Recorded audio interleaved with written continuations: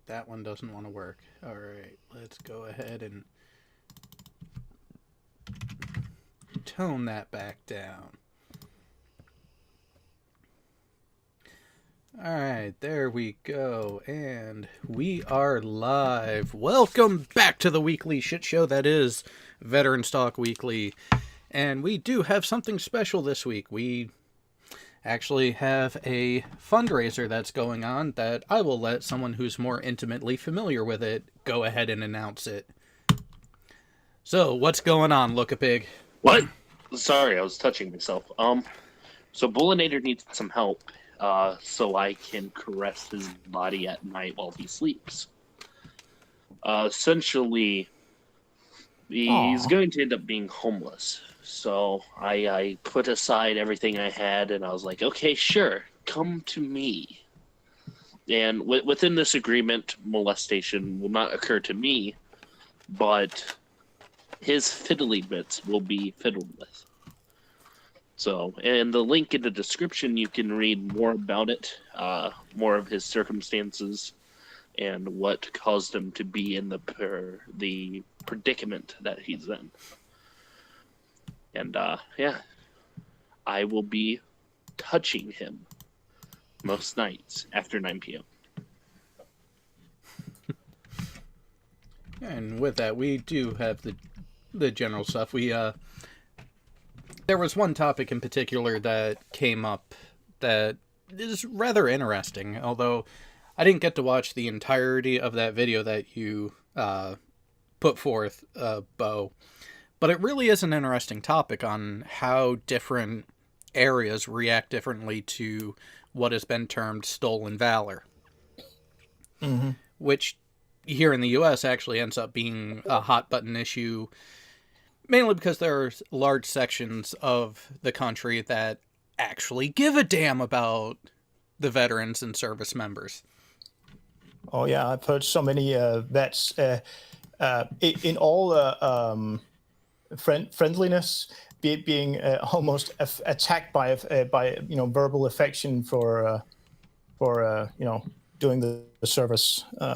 I've heard a lot about that. Yeah, I do get get oh, thank you for the service thing when I talk to Americans when they find out that I did that. So, which I just find well, I found it really overwhelming in the beginning, but I'm starting to accept it, I guess. I mean, the Danish population.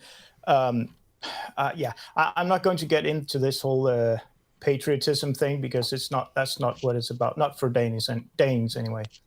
But I mean, yeah, people are most of all appreciative, but it's not this that they don't have this overwhelming need to thank people for putting their lives on the line. But it's apparently, it's a big thing in the U.S.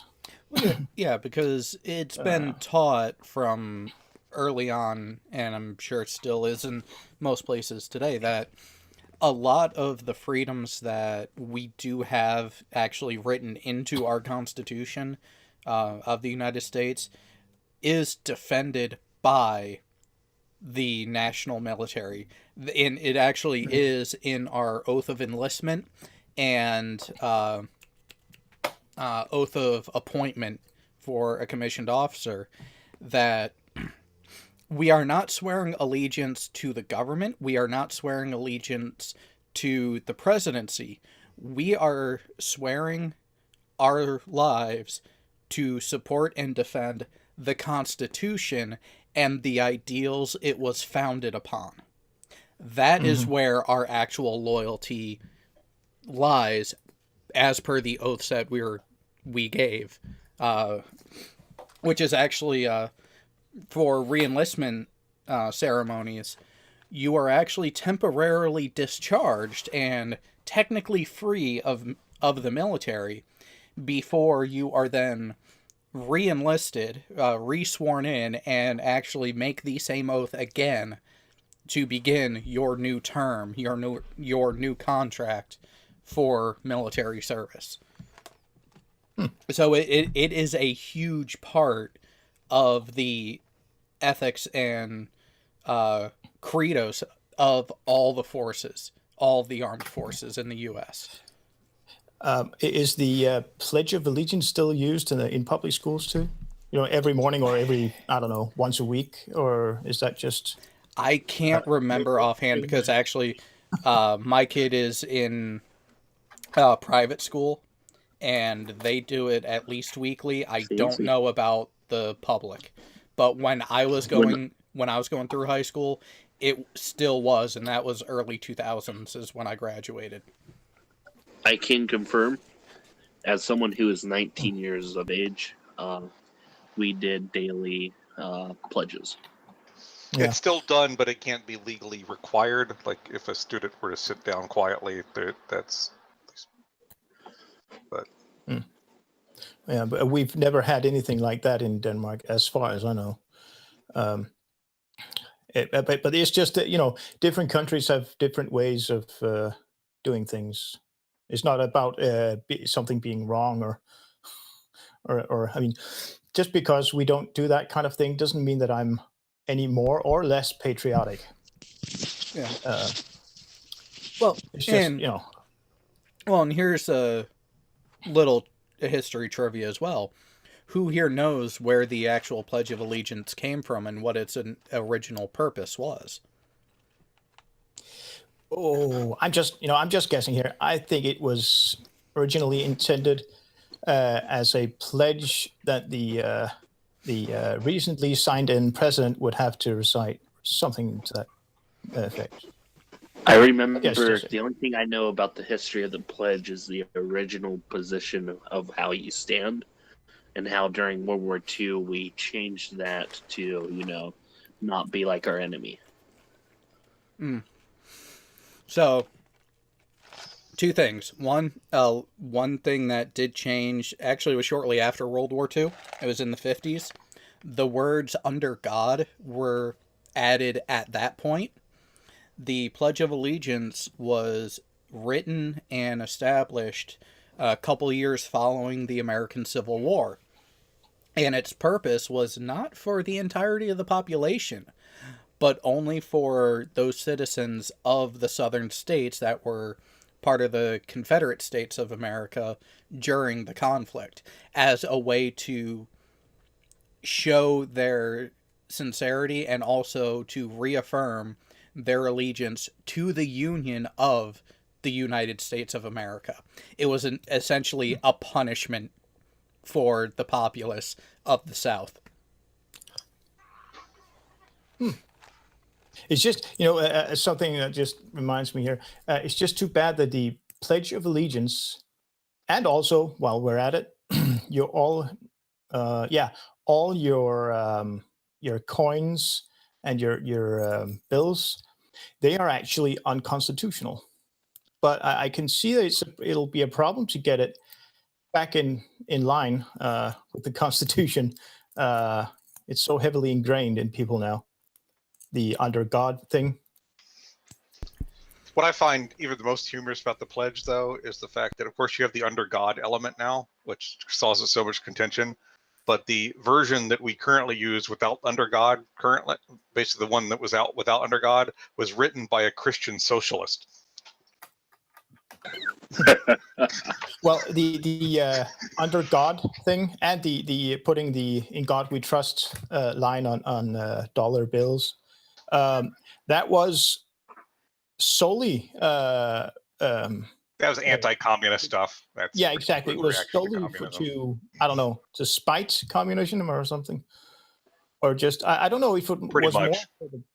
more for the United States people, or to just to rub it in for the Russians or something. It was both. Anti-communist stuff. Just It was both, because when you look at it, the largest misconception there was that communism was atheist, America and its democracy was Christian and Judeo-Christian at heart.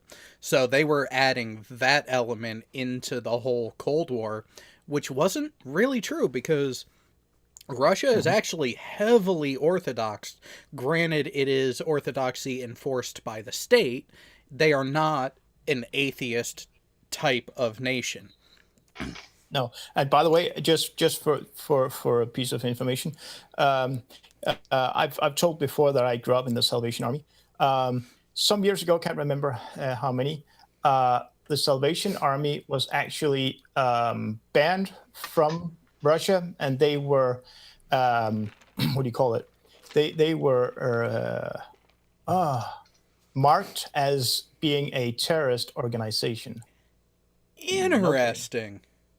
I don't know if that was if that ever changed, but no, the whole thing about this thing, if it was if this In God We Trust thing with the money was to also be to be spiteful of Russia. Okay, first of all, yeah, on paper, an atheist nation, so that wouldn't really do anything to put that on the American money, because the Russians didn't use that that currency. Well, And how no, would that be? it wasn't so much directly against the Russians in that aspect, because when you look at international trade, especially in the 50s, 60s, and 70s, what currency actually still is the prevailing currency that is traded between nations? Oh yeah, that's right. That's the dollar. Yeah. Yeah, that's where it was one of those underhanded slights against Russia when it was done because of that. Okay. Okay. I didn't know that one.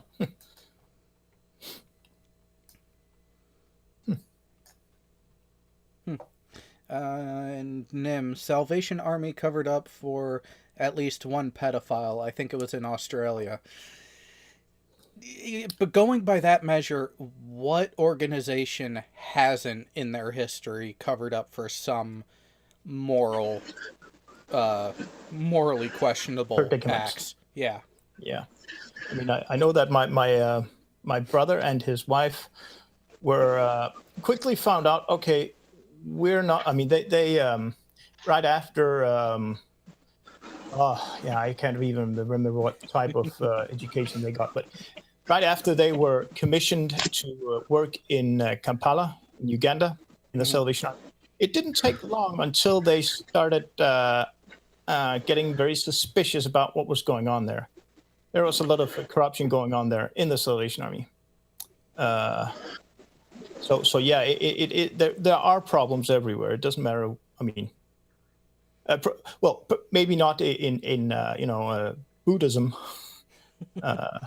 but yeah, there is corruption everywhere. There's still problems within Buddhism with adolescent abuse. Oh, okay, but yeah. So I mean, but it is something you can't avoid. But I just found it strange to have that stuff put on on your currency, which just makes your currency unconstitutional. It's just, I mean, it was unconstitutional when they chose to do it in the 50s, if I remember correctly, to change it. Based on the Cold War stuff. I can see how it would, even if the whole country agreed that this is unconstitutional. I can understand them saying, okay, yeah, it's unconstitutional, but hey, this is a way to stick bullshit up their nose. Where we at least can. And but even it's still even there, unconstitutional.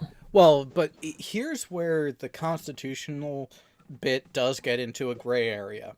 The Constitution of the U.S. does prevent the establishment or declaration of a state-approved religion. Simply by using the word God, you are not doing that per se, because people use the word God across multiple monotheistic religions. So you're not claiming any one religion by simply using the word God. And that's something... Yeah, but the key word here is monotheism, which is the prevailing. Yeah, but if it's only I know I'm exaggerating here, but even if it's just 100 people that has a religion that's based on, let's say, 10 gods, it would still be reasonable to say it's unconstitutional because there is this religion here that has more than one god. Or Well, there's a small problem with Buddhism that. doesn't have any gods. I'm able to scratch out take a Sharpie and mark out God and replace that with Satan or gods or whatever I want to with no legal repercussions. Well, wait a minute. In Denmark, it is illegal, as I recall, it's illegal for me to destroy, a 100 kroner note, for example. Yeah, willful destruction of the nation's currency is something that is punishable. Defacing it with writing, while technically is also punishable, it happens so frequently that it's one of those unenforced type of legislations here, at least here in the U.S. Everybody knows that it's illegal, but nobody does anything because everybody does it, kind of thing. Yeah, exactly. Silent might miss, right? No, that's not it. Okay. That's why I have a Sharpie on my keychain where whenever I get a bill, I'll just mark out God and I'll put Satan. My problem with under God could be described basically by where they inserted in the pledge. Because you look where they inserted is between one nation and indivisible. Well, yeah. If I were in a public school in the U.S. Right now, in a school where you do this Pledge of Allegiance every day or whatever it would be, I would take it as a pride to cite the Pledge of Allegiance as it was originally, and do it loudly. Well, and the problem with make that, what I do. The problem with that is when they started at such a young age that these sorts of topics aren't even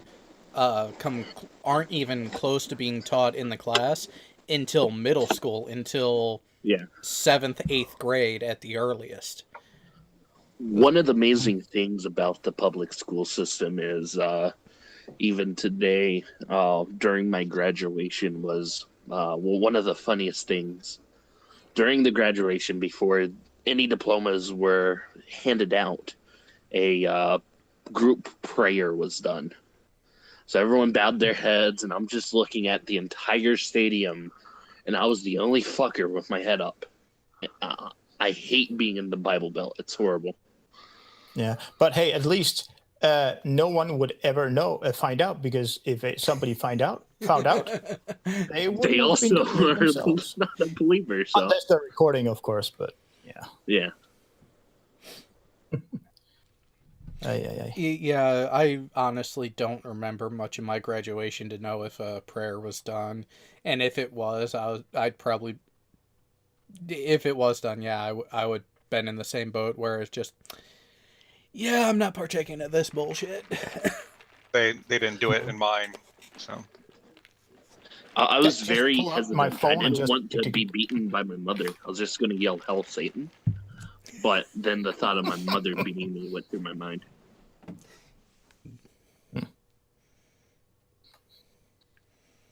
God damn. My phone keeps blowing up from Twitter. I guess that's what I get for calling out a political bullshit stance for what it is. Are you talking about the hashtag vote veterans? Now what? Oh, yeah. My comments on all of that. Dude, my phone will not go more than an hour without some sort of update of either someone replying to one of the threads or someone liking one of my comments in it. Nobody's commented or liked on any of mine because they're separate from yours, so. But I did. Go ahead. I was going to say, I found one of his comments where he's talking about the gender pay gap, and I'm just like, this is a little bit off here. You got some proof? And it's been dead silent. Well, of course. But still, I mean, what pay? There is no pay gap. There is no gender pay gap. No. It's an earnings gap. in the U.S. Yeah, This ridiculous 17 cents per dollar or whatever it is. No, 70 cents on the dollar, but it is Oh, yeah, 70 earning. cents, yeah. It is earning dollars. Exactly. They don't take into account differences in profession, differences in time worked, differences in education and qualifications. But when you do account for all of those individual factors which do directly affect your pay, women on average are paid more than their equivalent male counterpart. Shh, shh, shh. Don't say that so loud. Shh.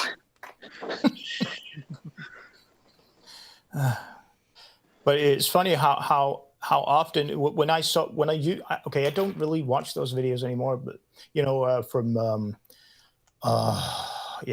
that's Saratistician.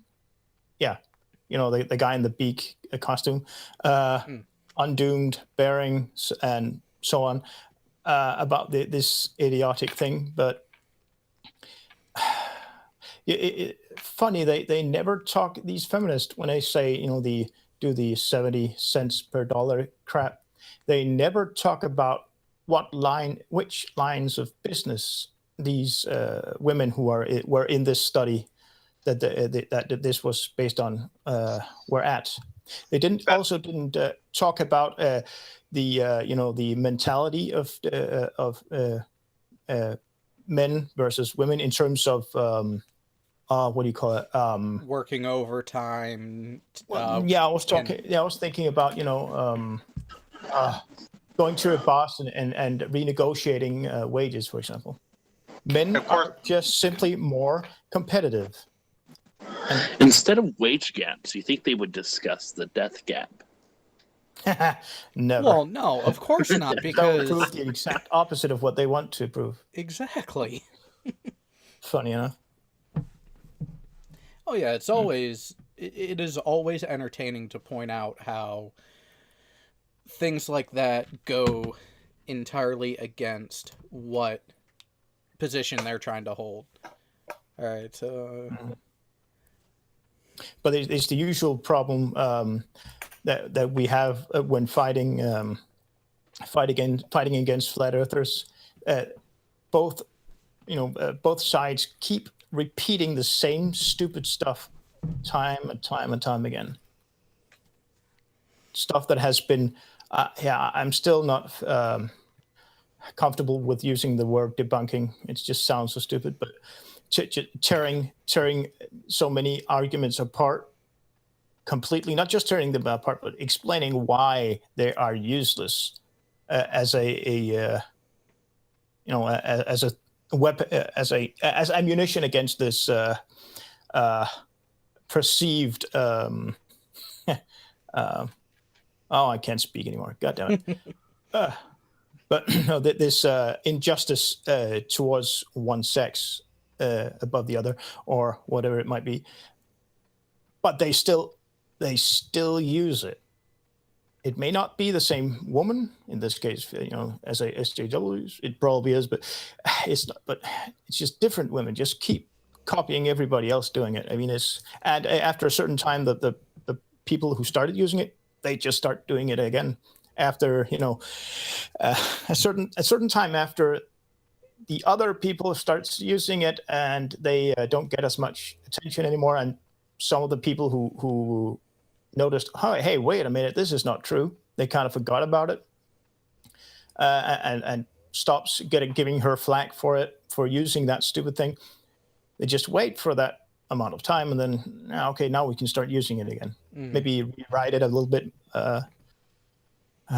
It's probably like that still. As I said, I haven't watched any content of that nature in a while. Yeah, to me, that it really did kind of die out, similar to the way, in my opinion, the Flat Earth content really is dying out, because it's the same arguments over and over. It's the same pedantic bullshit, because the other side, the idiotic side, has failed, and they have nothing new to offer. there here on Discord, I'm still a member of Gem Panda server, but Mhm. but I don't really go in there because there's nothing new. Yes. There's no new talking points. There's nothing new to discuss with anyone in there except what's going on away from the actual topic that server was predominantly created about. So anytime That's some that. yeah, anytime someone brings it up, it's like, oh, have you talked to so and so? My initial response back is, well, no. Have they brought up anything new? Oh, they haven't? Yeah. Well, there you go. That applies to any ideologues. All it's about is basically chanting mantras over and over again. Yeah, but that does remind me that it's a long time. Yeah, more than just a couple of months ago since I was on that server last, where I talked to, can't remember who it was now. It was one of the British flat earthers. It wasn't Anthony Liley, but one of the other ones, where I gave him a different question. It was about the using a beam antenna for HF radio. I can, the pointing in the best possible direction isn't necessarily the shortest direction because of conditions and how that would work if the Earth is indeed a flat plane. I haven't gotten back to that yet. I haven't got any. Oh yeah, that's right, Sperskimo. It was Sperskimo that I asked about. Oh yeah, Ninja. I mean, you ask him questions that could even potentially undermine his claimed position. He's going to ignore it. Well, yeah, but the thing is, I wasn't, I wasn't, what do you call it, brazen. I was polite. I asked, okay, and he said he said it, right up front. I don't know anything about amateur radio. That's cool. That's fair enough. I mean, that's admitting to honest ignorance. I am absolutely fine with that. But all I did was I asked him, okay, try to do this. Contact your local ham radio operator, local club, or whatever, and try and figure out how this stuff actually works and why it works like it does work, and how that would be possible. And blah blah blah blah. Here's the problem. Trying to get them to do something else than what they do constantly. Try something completely different.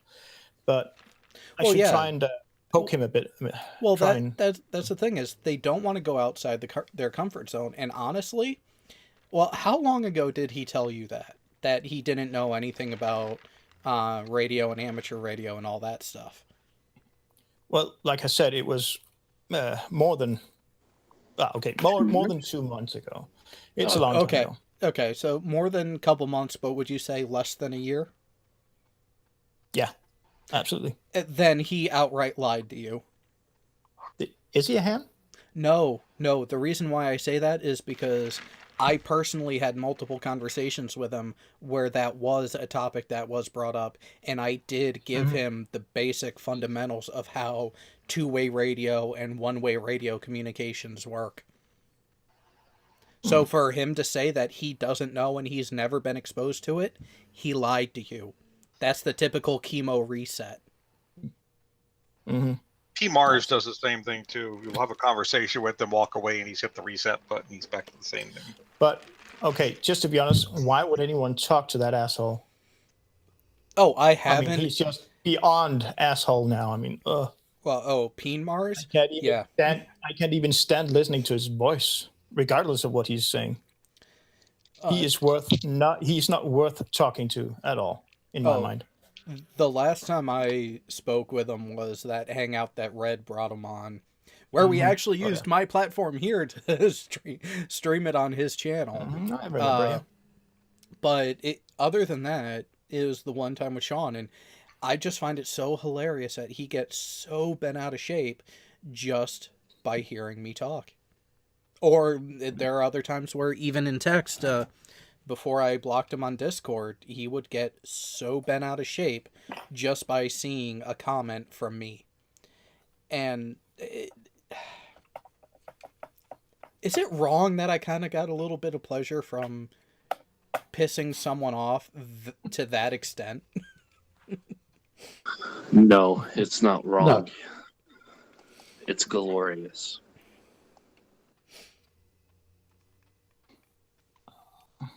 I'm just trying to find out how long ago it was, and to make sure that it actually was chemo that I talked to, because I'm still not completely convinced of it.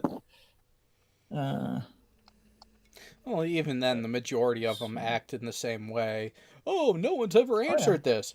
Bullshit. It's been answered ad nauseum. You just ignore the answers that have been provided.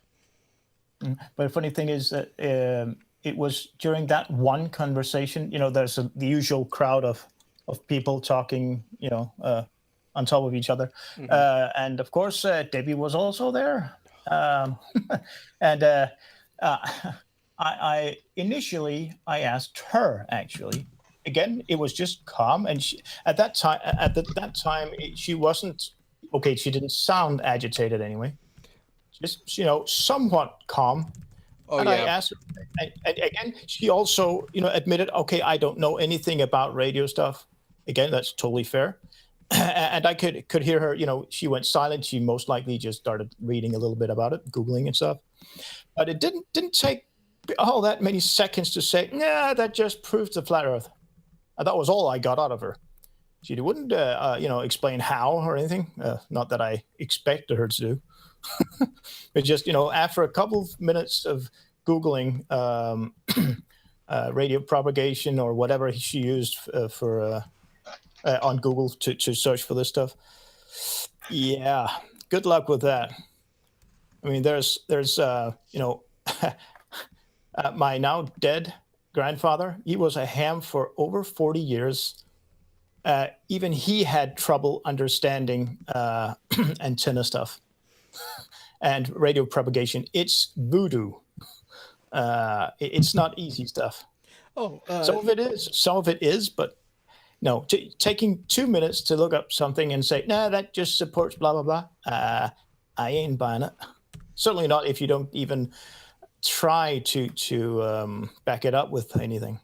Oh, exactly, and that's where tech can, and actually Jay Brown can probably attest to this as well. The Navy has a wonderful way of teaching electronics and electronic theory, in that when they're talking about the theory, they tell you, imagine a button right about arms reach out by your right shoulder with the words "I believe" on it. Because that's the thing, when we're talking about theory, sometimes you just need to press that button because it's so counterintuitive, and oftentimes that's not how it actually works when it's in circuit in the real world. Mm-hmm. And some things you can't even measure, even you have the best equipment available, because even that, just the fact that you're measuring something with the world's most expensive oscilloscope with the most expensive differential probe, of course, you would be changing the circuit. Yep. Just by monitoring it. So yeah. Yeah, so, unless it's a built-in meter that is part of the circuit full time, yeah, you are inducing a change in the circuitry just by trying to take an active reading. Mm-hmm. And just having a ground lead that's an inch too long also messes it up, especially if you have crappy lighting. Yeah. But that's where I find all that stuff fun, because those deviations, those particulars, to me, I always enjoyed trying to figure it out. So I've actually I have figured out the rough addition that my multimeter at work will throw into a circuit. So when it's like, oh, you're supposed to be reading this, it's like, yeah, not exactly. You should be reading in this range, actually, if this is how you want us to take the measurement.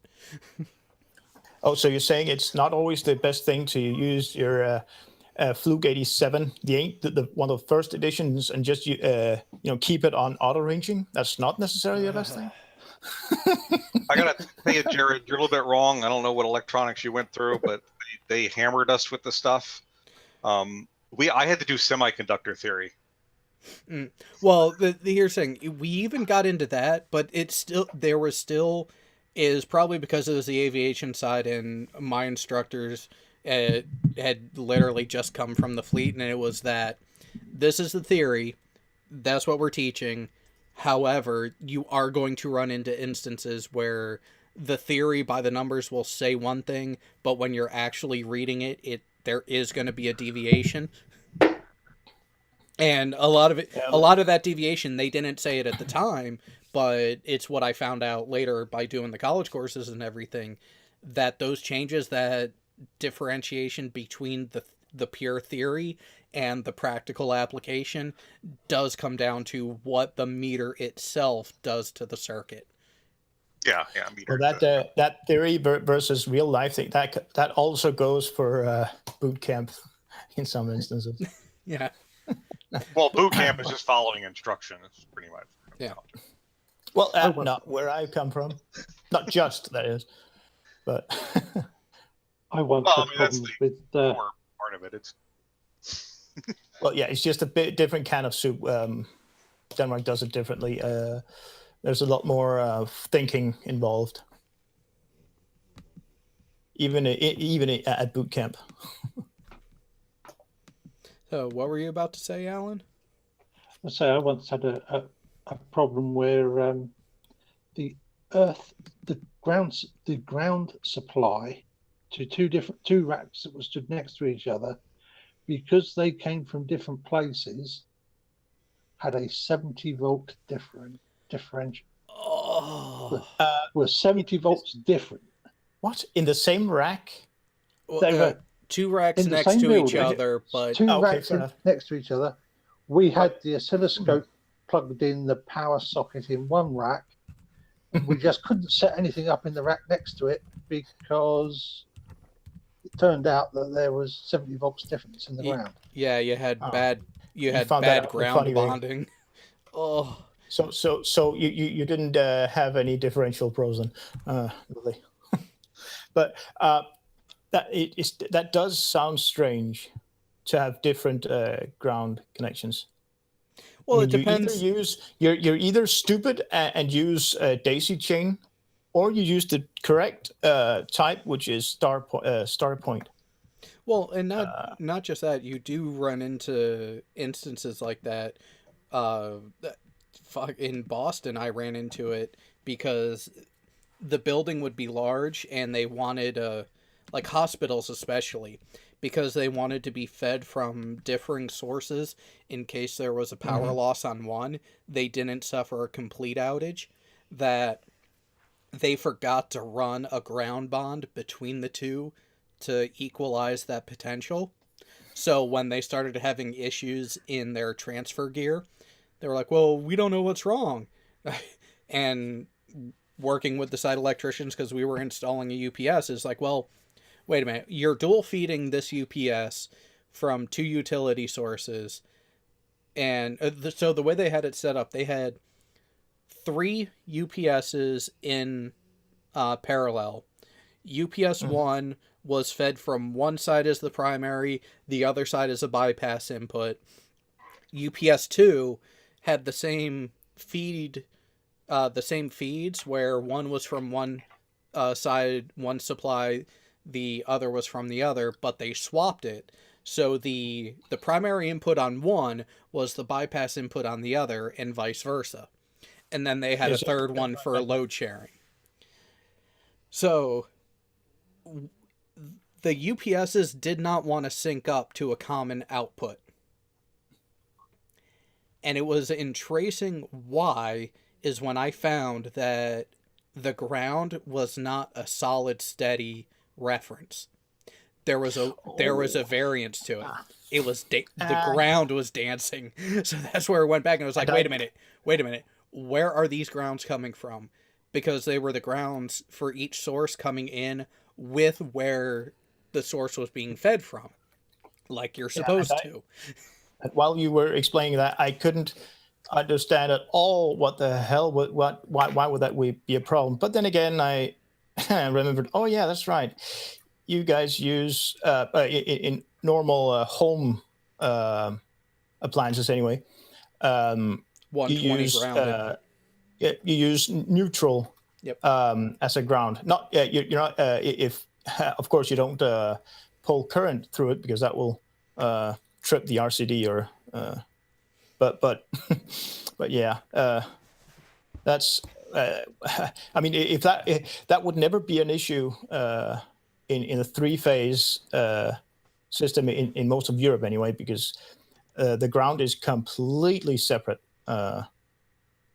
from neutral and live. Although you do get, I mean, there's two different types of grounding. There's literal grounding, you know, with a grounding rod, and there is I don't know how to explain it. The electric grounding, where it's the equipment ground.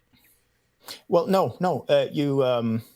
I mean, we use three phases spaced out at 120 degrees, of course. And you make a star point from those three phases, and you take that as a ground reference. I think it is. I might be wrong. Yeah, I'm not an electrician, but so yeah, your typical. Oh God, what is it? Trying to remember that when you look at it, the source generation, it also is the same for transformers, where you have a delta or a Y configuration, and you have your three phases, and then the difference is how the neutral is created and how it's tied into ground.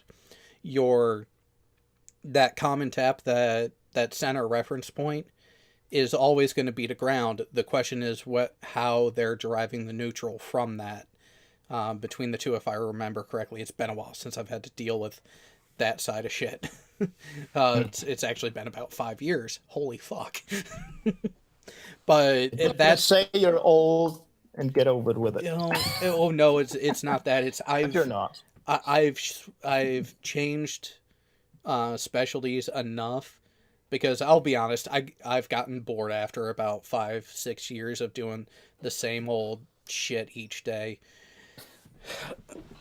Shocking, I know. Yeah, especially if it's the same, usually the same 5 or 10 different modules that more or less all you do is just change them and afterwards swap out the same component every time. You don't get any challenges.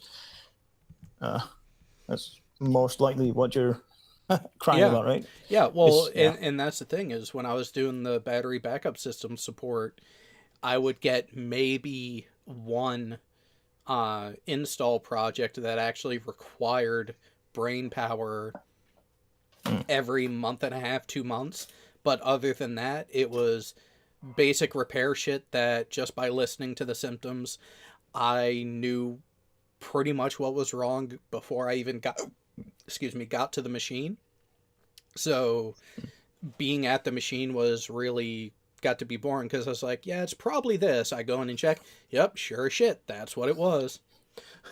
So how often did you contemplate sabotaging stuff, or making arrangements with your colleagues to take turns sabotaging stuff just to get something to do? The temptation was real. The problem is, because a lot of our equipment was installed in data centers, the security level, we wouldn't be able to get away with it.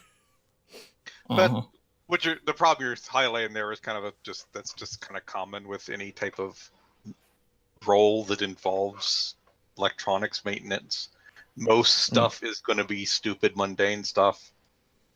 Yeah, and it's just exciting when you finally get that actual problem that you really have to think about. Yeah, then you start. Oh fuck yeah! Okay, it doesn't get any better. And it doesn't get any better the longer you've been there, because the longer you've been there, the more often you would have seen particular things. So. Oh yeah. See, this is exactly why it's a good thing to rotate stations every now and then if you can. Well, and that's where the general change and deviation was in that position, because I was a field service engineer for the battery backup systems and power management. So oftentimes the equipment was the same. I was going to the same type of system. The question was, what capacity rating was it set for, and which customer site was I going to? and most of the work was routine preventative maintenance stuff. So it's just going in, making sure the batteries are still healthy, the inverters are still transferring the way they should, and we're not getting any transients during changes of state, which which on the Symmetra line is essentially the Lego setup of UPSs. And yes, it was designed by the Danish, and it really was very plug and play. Like, the overall capacity of the system was broken up into 10 kW power module sections. So it was essentially a bunch of 10K UPSs all connected to a shared battery pack and outputting to a shared output. So you could lose one module, you could lose 10K of capacity, but as long as the load didn't exceed the remaining amount, fucker would keep running fine with no problems. They still just sounds like a cute little UPS system. Little by the size of a typical network rack, then yeah. Yeah. Well, it's just but that only went up to so the smallest one we had actually was a 20K variant, which was a 20 plus 1, so there were 3 power modules installed.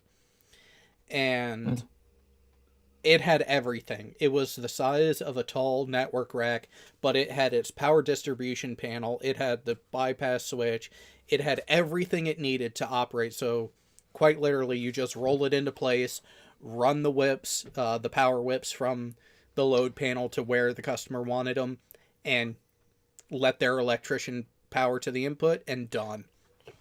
The next size up was a 40K frame, and that one was actually split between 2 cabinets. You had your overall input and output in one cabinet, and then the UPS and battery pack itself in the second. And then the 80K variant, you added a third rack. So one rack was entirely just the battery pack. The middle rack was the UPS sections itself with the static switch, and then the third one is your load panel and input transformer, which was either an ISO or a step down, depending on where it was being put in. And that one was fun to work on. Well, except for helping out an old friend in a public school nearby for the school's IT stuff. I just helped him change some batteries in a single rack with, I can't even remember, 5 blade servers or something. The only other experience I've ever had with the UPS stuff, except for my own personal UPS, is in a not a server farm, but a storage facility for the government in Denmark. They had it, not for the facility itself, but the company that installed a brand new design of backup generators, synchronizers, that type of equipment. It was a new patent, apparently. They were trying to sell it. I was there just to record it, get it on video, so they could show it to everyone else, I guess. And that was made up of 2 battery rooms. I never saw them. I wasn't allowed in there. But the generator room, they had 4. Let's see, no, 3. Yeah, 3 800 kVA generators and 1 500 kVA generator. That's all 3-phase to 30 volt.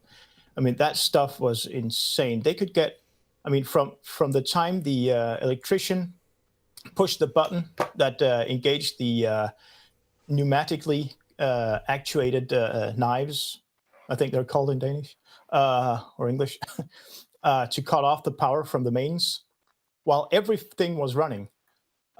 It took less than 5 minutes to get the, of course, the batteries take over instantly. But it took less than 5 minutes to get the generators up and running and warm enough so they could be reliable and synced up.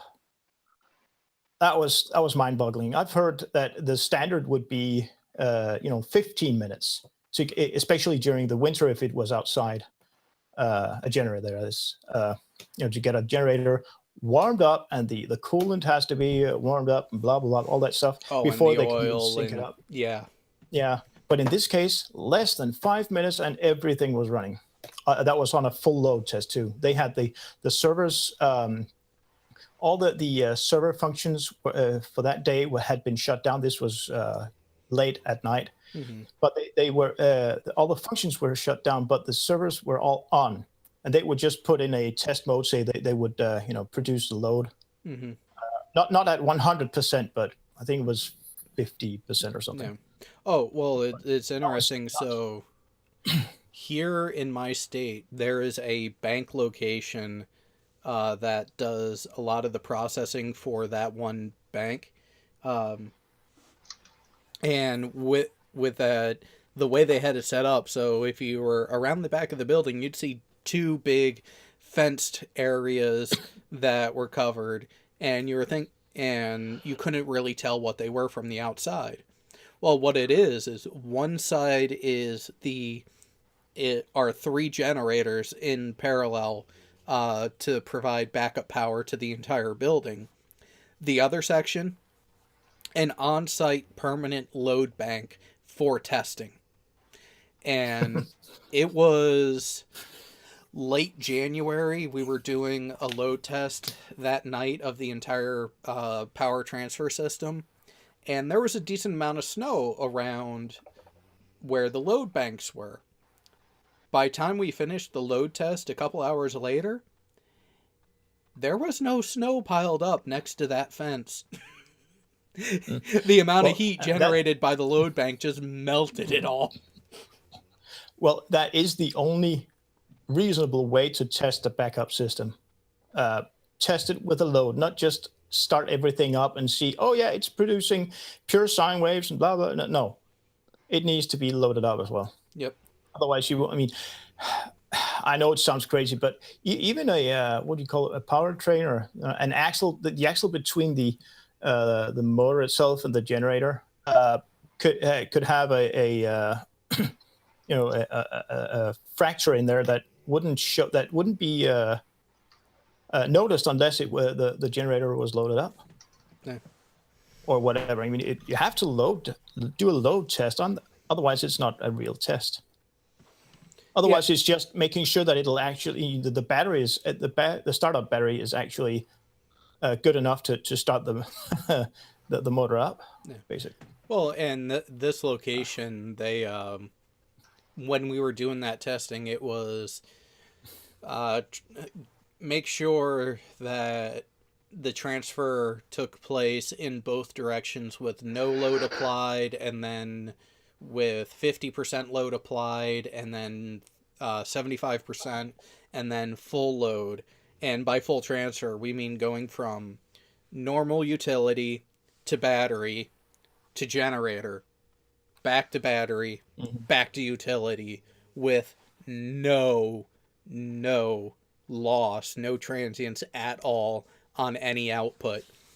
And with how many systems they had set up, whenever we did it, there were 3 of us there, and we had to do each one 3 times because we each only had 1 power meter. So we would all put our meters on 1 UPS output, and one would be on 1 phase, one would be on 2, the other would be on 3.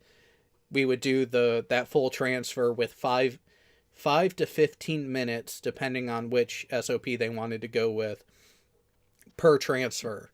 So transfer the load to the test load, run it on normal utility 15 minutes.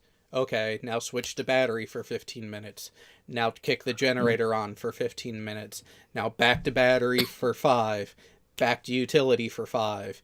And then they would do an automatic transfer there where they would want to see what the transfer time was between going from normal to battery to generator, with the generator already warmed up. It should be 2 seconds or less, which it was. And it especially today, where practically all power supplies in all types of electronics is switch mode based. Yep. I mean, they don't really care if the voltage is 10 or 20% lower. They'll just up the current in order to produce what they're intended to.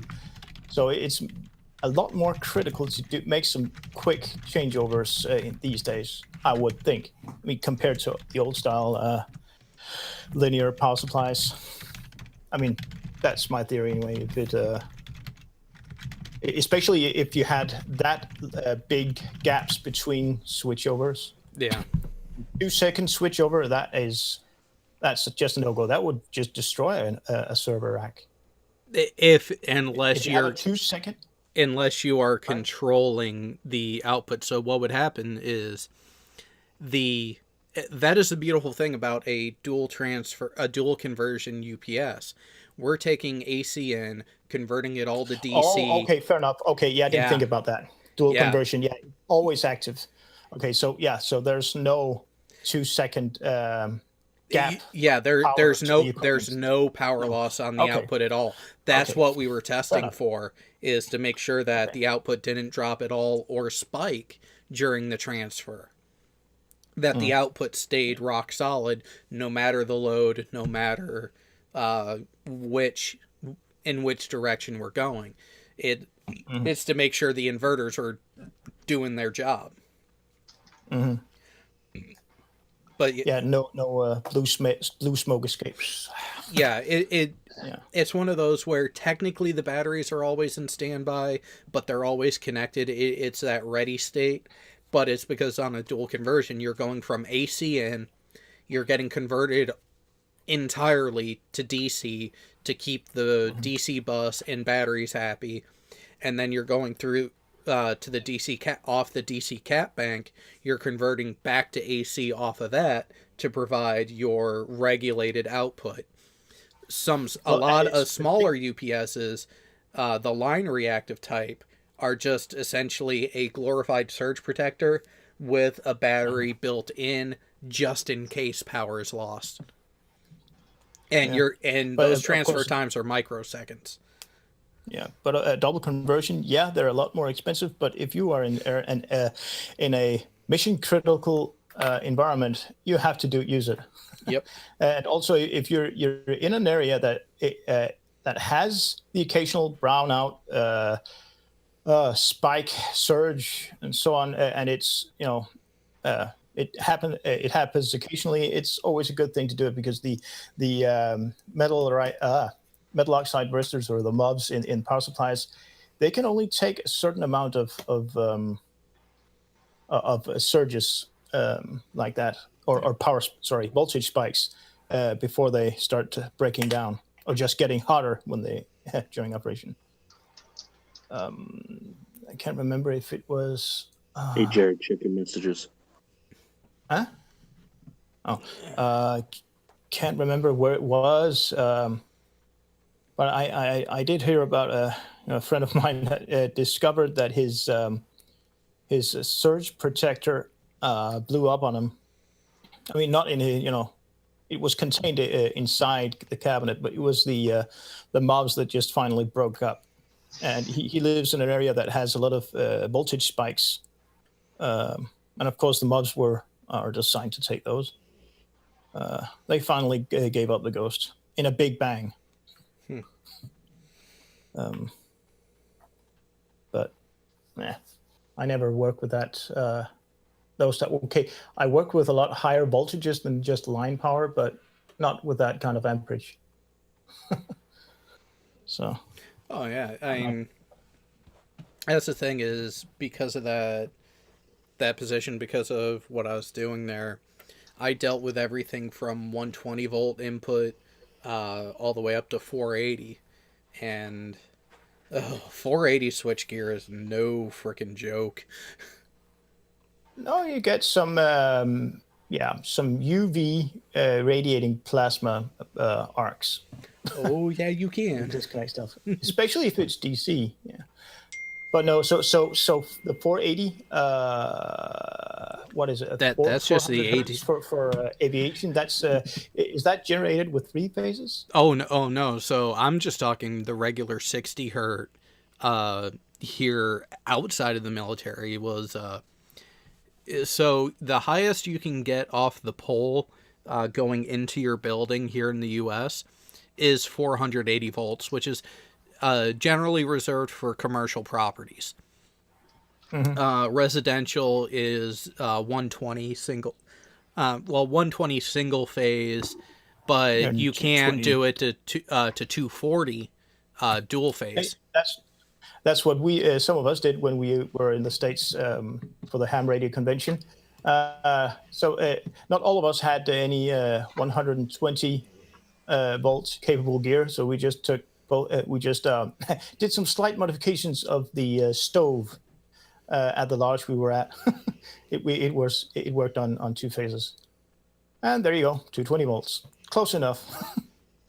So yeah, and I mean I can't even remember if there's any significant difference between 50 and 60 hertz in terms of transmission line loss or efficiency. Well, of course, if you have the biggest optimized for 50 hertz, it's a bad thing to use it on 60 and the way around. But yeah, that's the thing is it's mainly your timing sensitive equipment that is going to be affected most.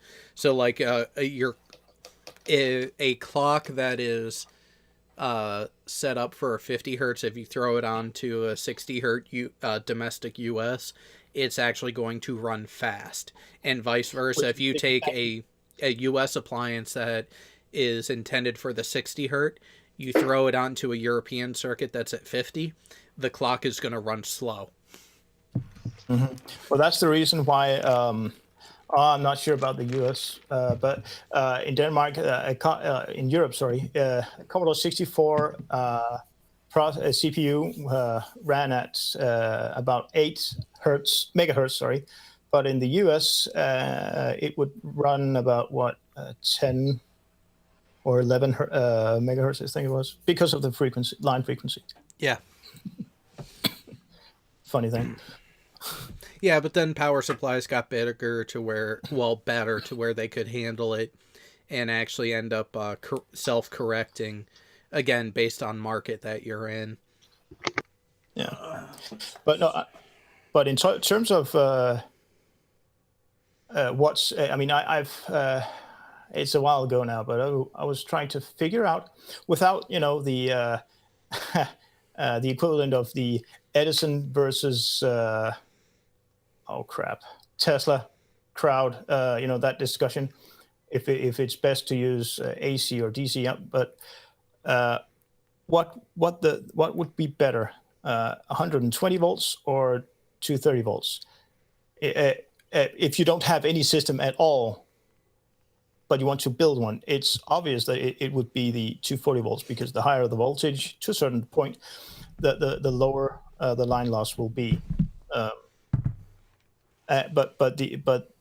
what I haven't been able to find out is whether 50 or 60 hertz would be better in terms of power losses inside equipment, but also on transmission lines and that kind of stuff. I never found out if there is any actual difference between them. In terms of stuff. There's no practical difference.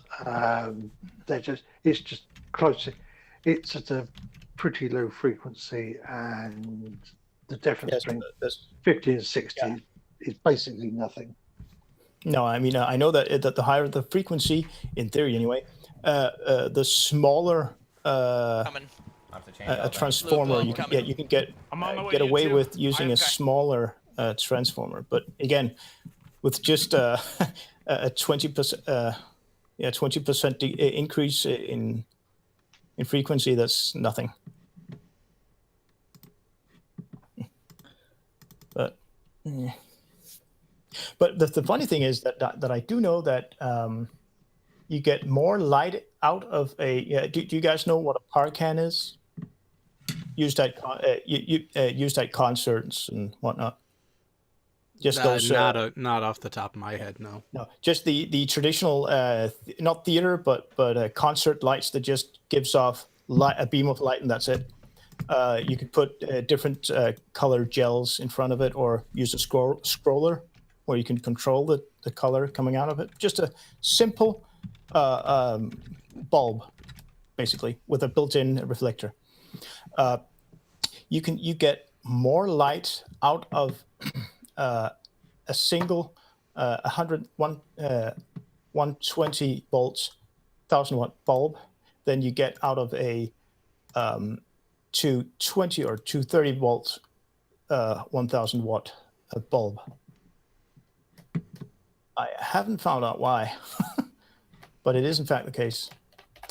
Back in the 80s and 90s, there's a rental company in Denmark that for ages strictly used light bars with 12, I think it was. No, it was 6 par cans in a row, but they were connected in series 2 and 2, and they used 120 volt bulbs because they could get more light per watt out of it.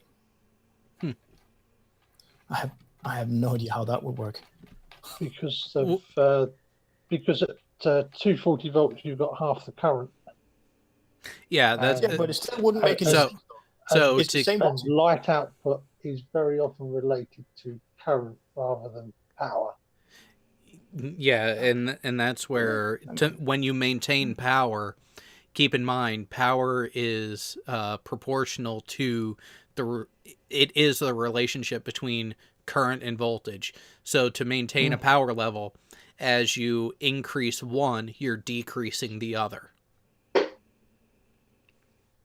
Yeah, but it still doesn't make any sense to me if you have if you measure everything up, you have a 120 volt bulb and a 230 volt bulb. They're both at 1 kilowatt, and you set everything up, and they consume the exact same amount of power.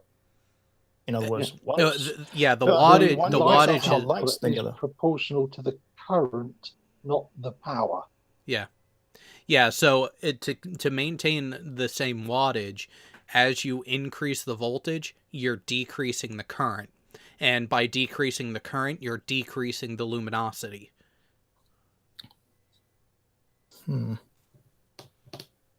It's just a strange thing when you think about it. Is still the same wattage? Yeah, but wattage, but when it's current, that is, when the light output is proportional to the current, the lower voltage bulb will put out more light intensity for the same power, because the current will be higher. At the lower voltage, you've got more current to get to the same power. So at 1,000 watts, at 120 volts, you would have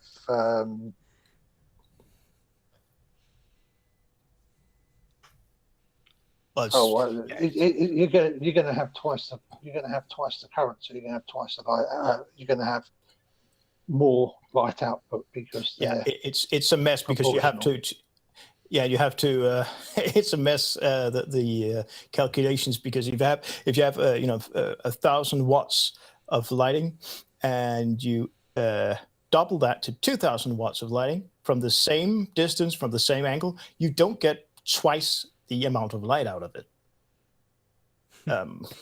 It's logarithmic. So it's I'm not saying it's a dead end, but it is it can get complicated really fast. Diminishing returns. It's like when you double the distance to your speaker, you have the audio level that you not the perceived but the measured audio level, but that's just 3 decibels. Yeah. Then you double it again, and it's again half, and that's another 3 decibels. So it's sometimes, to some people at least, it's hard to wrap your head around. Sometimes it's really hard to explain how it works too.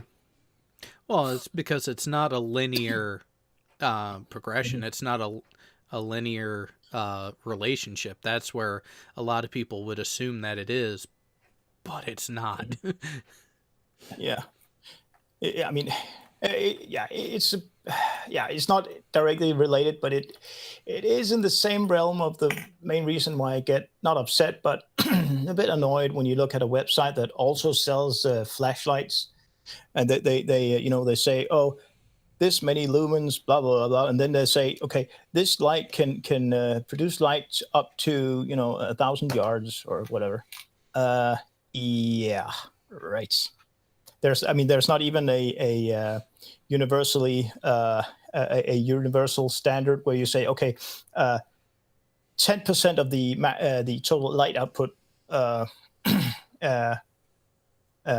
the limit for what the range you got. Mm-hmm. I mean, there's no standard there. It's just a company is just saying, oh no, this will go 1,000 yards. This will only go 800 yards, but the lamp has, the flashlight still has the same combined output. I mean, the same light output as the other one. It's because of the way it focuses the beam and that kind of thing. It's just give me the lumens and the lux, and I'll be fine. Or the beam width at 100 yards or whatever. Something a little more usable. My real question is, should I get myself a red 40-watt chip-on-board panel to fit on the back of my wheelchair so that I can blind all the drivers coming up behind me so they don't run me over on the main road in the winter? Yes. Not even a question. Do it. Because I looked, I thought, oh, 40 watts, that's not bad. And then I looked and saw but that on it had LEDs? about the same light output as a 200-watt halogen bulb. Yeah. Remember a collimator so you can really blind people. Well, you won't be blinding them, but be overwhelming their optical sensors. No. Well, back when I was a teenager, when I drove my bicycle to and from work at the farm I worked at, that was I think a 6 or 7 kilometer ride, but that was on the highway, the main roads, without any lighting, and it was sometimes that was during the evening. I quickly found out that I would constantly get blinded by people that just didn't. Oh, nah, that's just a bike. It's not important, No, they would keep their light, high beams on. It didn't help me, using a headlamp, and just starting to try and shine the light in their faces. Didn't work. I finally found out, well, hang on. I normally carry my CB radio. That's what I used back then anyway. And for that, I used the internal batteries. But what if I used a lead acid battery instead? Just a small one, the 7.2 amp hour ones. Because I do have one of those 50-watt searchlights for a car. Then I started using that instead and blinded people. Then people started turning down the lights. I mean, when you're on a bike and you just have normal bike lights. This was before the introduction of decent LED lighting for bicycles and all that. You couldn't see shit when you got blinded by a car that isn't using the high beam on a highway that wasn't lit up. You couldn't see shit in front of you. I mean, yeah. Oh well, that's a segue. What I find really annoying is the flashing LED lights. The pulsing ones. Yeah. Because especially the red because ones. in the dark, I don't see the flash very well. It tends to be at a frequency where I often don't see the light on. I just see the light off periods, and only intermittently see the flash. So, yeah, scary. Well, if everybody in the Navy remembers low light levels, generally like everything would go red Yep. because red doesn't show up as well. Yeah, and actually, Less visible. red light, you're actually able to get a better read of the actual distance.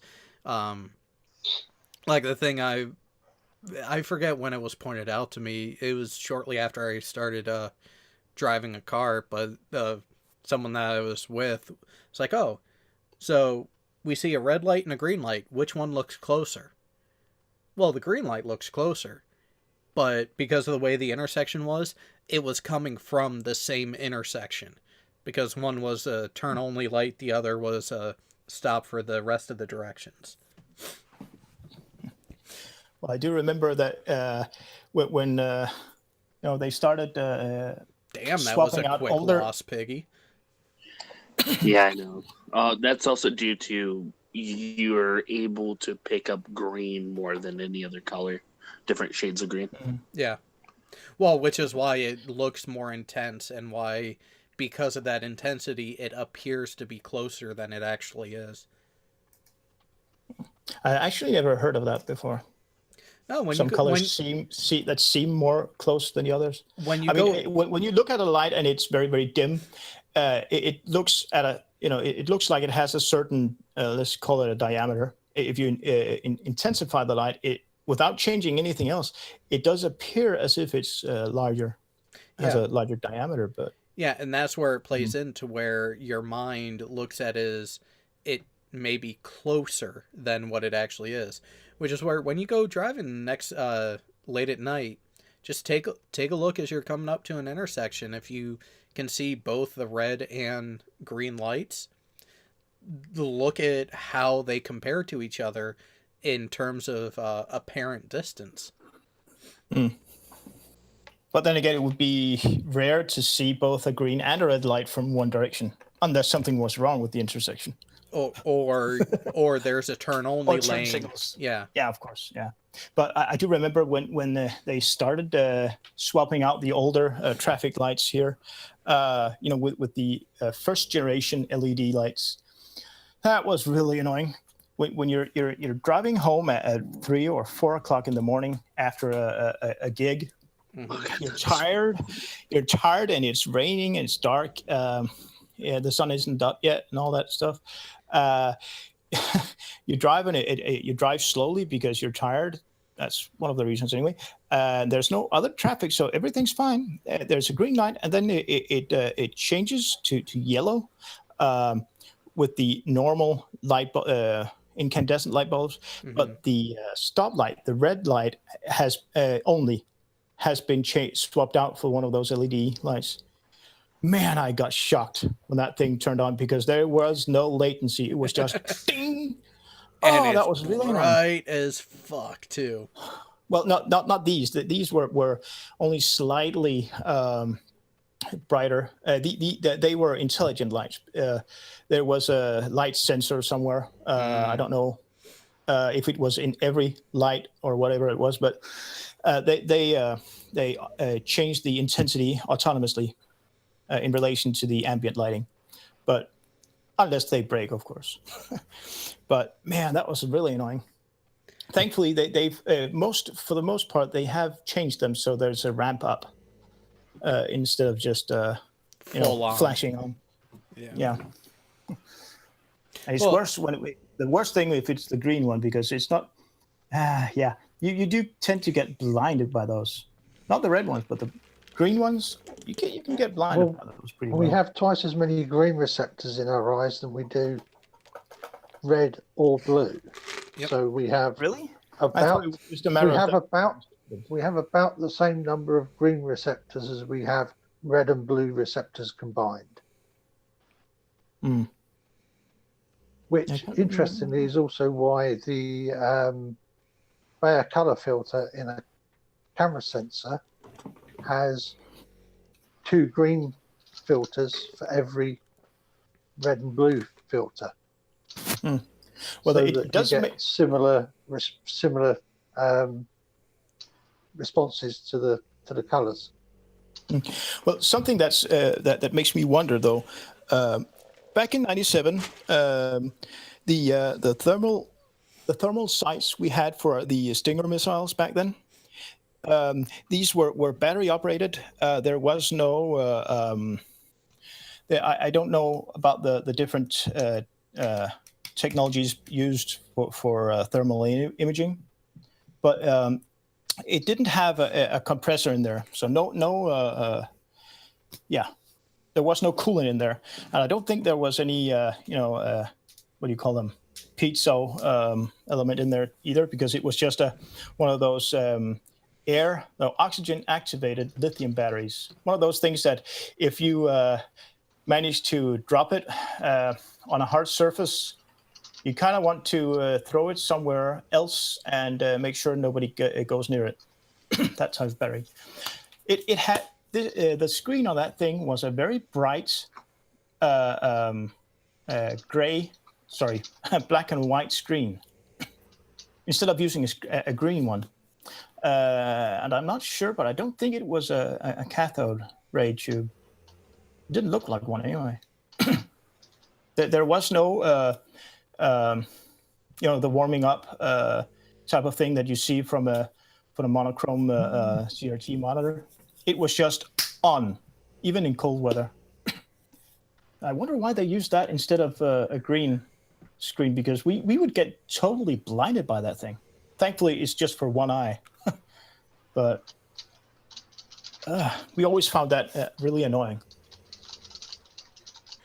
I mean, the night vision goggles, they've always been green, of course, but the thermal imaging, those are even the thermal gun sights that we use in the for our rifles today. Some of us, those are also black and white screens. They're LCD. Yeah, I was going to say, aren't they grayscale? Yeah, but why use black and white screen instead of using a green screen? So at least you won't destroy your eyesight completely. Contrast. Black and white is the easiest way to see contrast in between, as opposed to a color base.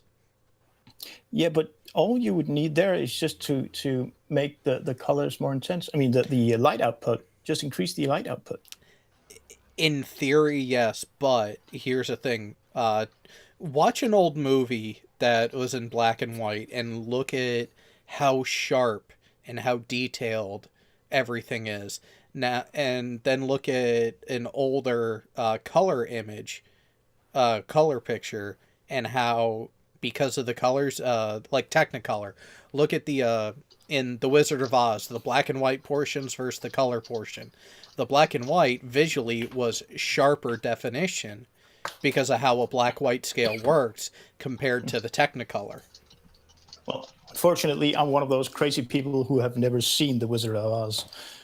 But I get what you're going. I mean, I do know from taking photos myself, analog, and developing it myself, that if you want a sharp image, you use a black and white image film. Unless it's in dark, in very low lighting, and then you use an infrared sensitive film. But and make sure that you have the correct optics as well. Dad, somebody forgot to do his research, which I found. I spent I can't even remember what it cost back then, but it wasn't cheap. Ilford, maybe Alan would be able to remember. The older Ilford, I think it was 600 ISO infrared film. I never actually shot with it, but yeah, there was the Ilford and most of the film manufacturers, Ilford, Kodak, Agfa, all had IR sensitive emulsions.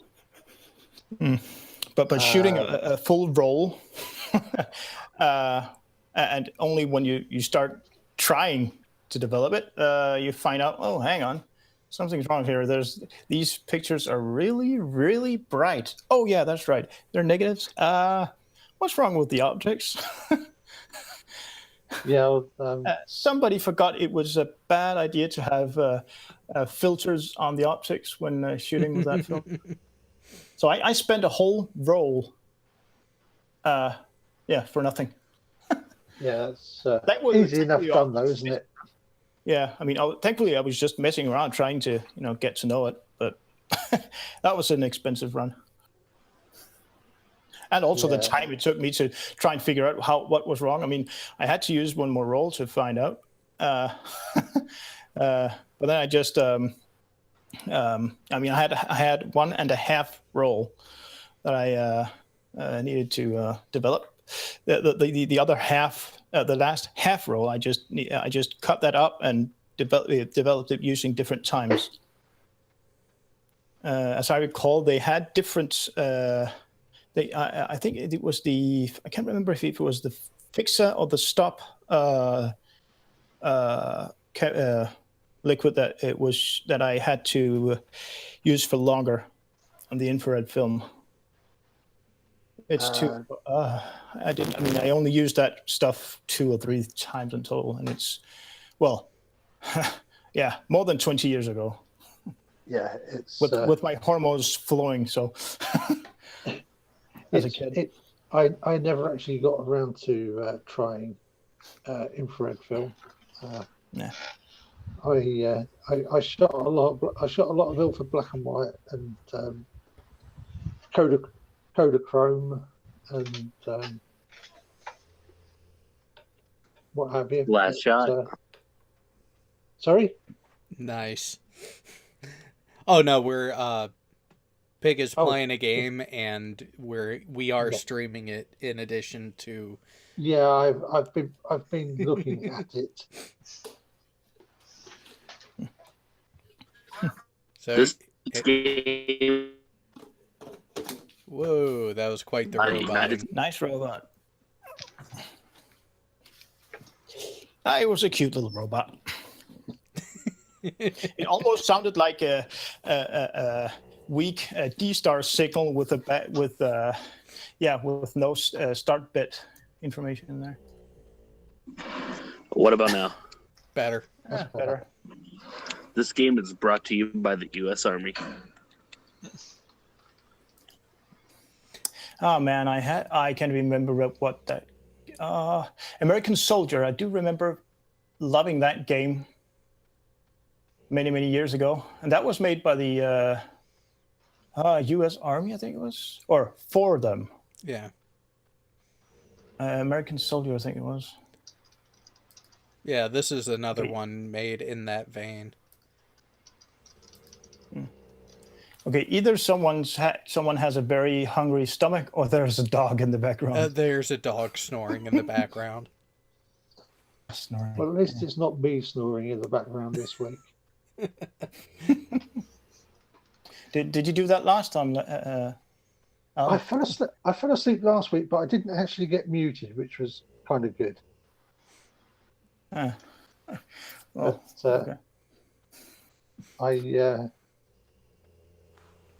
It wasn't great when I was still chatting with Bo and my morning carer came in and asked me where I was going because I was still sat dressed because I hadn't been to bed. Oh, come on, that has only happened more than once, hasn't it? But it was the first time I was actually still sat fully dressed from the day before, having not even tried to get into bed. Yeah, okay, fair enough. I mean, I do remember more than once your when daughter she came at 9:30. Yeah. Oh no, my daughter did me breakfast one time when she went out early as well. Yeah. Waffles and ice cream for breakfast at 6:00 in the morning. Oh, come on. No. You've only gotten 2 kills with the iron sights? Ice cream for breakfast? No.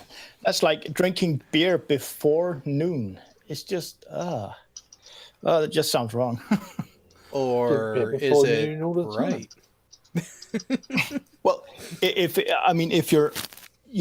it's a matter of still drinking beer, then it's okay. But if you start the day with a beer, that's just no. I mean, the whole what do you call it? Flashbanged Repair yourself. beer? No. The repair beer the day after, just no. I never tried it and I never believed it. But then again, I've only been drunk out of my mind, 3 or 4 times in my lifetime? Two of which was when I was a conscript. So, yeah, no. There was just so many of them. Yeah, I can say I have so many memories of leaving various bars at sort of 4 or 5 o'clock in the morning. Well, hang on. Going back to the clubhouse at Bisley, and then being up and on the range at 8:30 for a full day shooting on the range. But actually remembering leaving the pub, that well, I've done worse. I mean, there was a time where we were at the one of the 2 local nightclubs in Vada, the town where the barracks were at, where we had some, a couple of discussions with a different type of unit, let's say, where I don't remember walking home to the barracks. I was apparently either carried or just dragged home.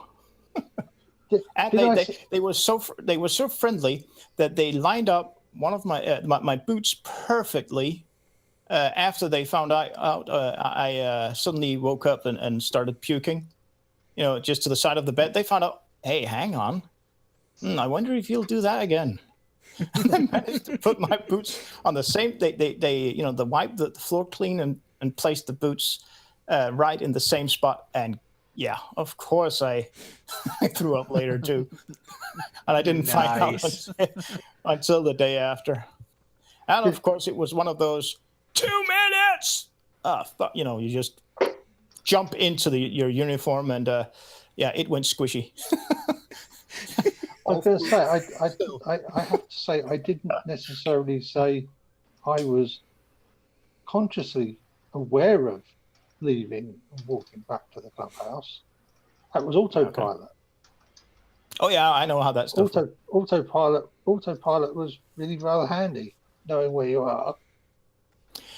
Yeah, but it's really scary when it engages during your drive home and you're that was quick.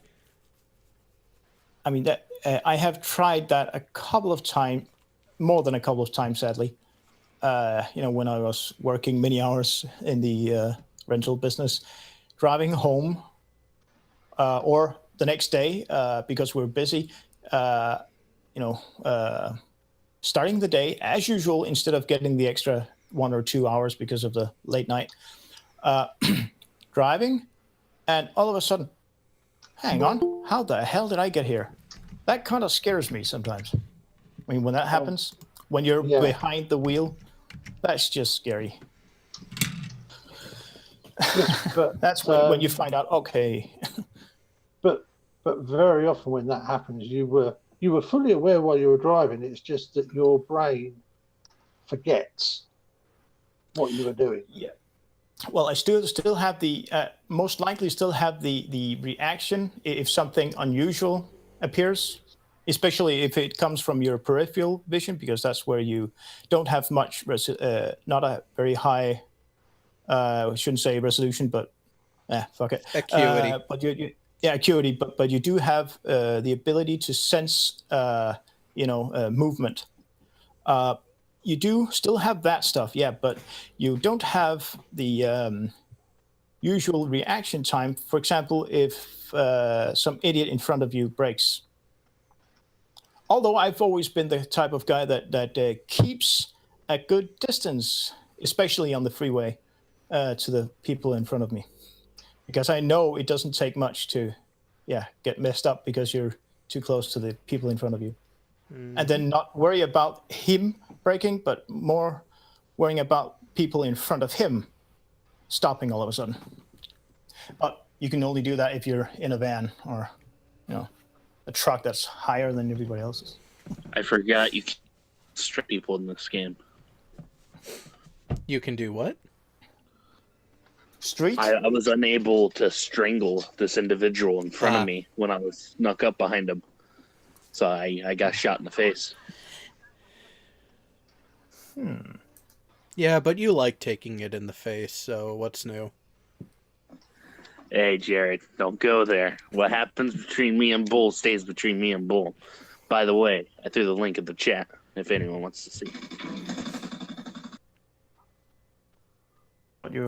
Where you were. And by the way, David is in the panel, in the meeting. He's just Holy quiet. shit, how did I time that?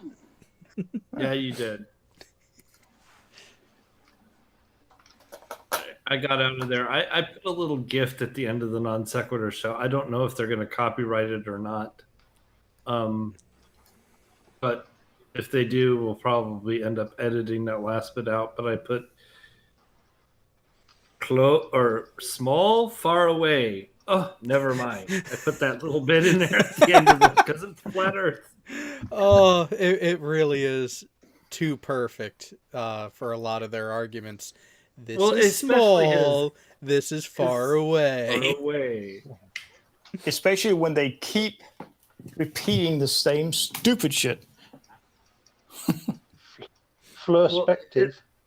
Yeah. Because one of the super chats was like, "Where's the sun right now?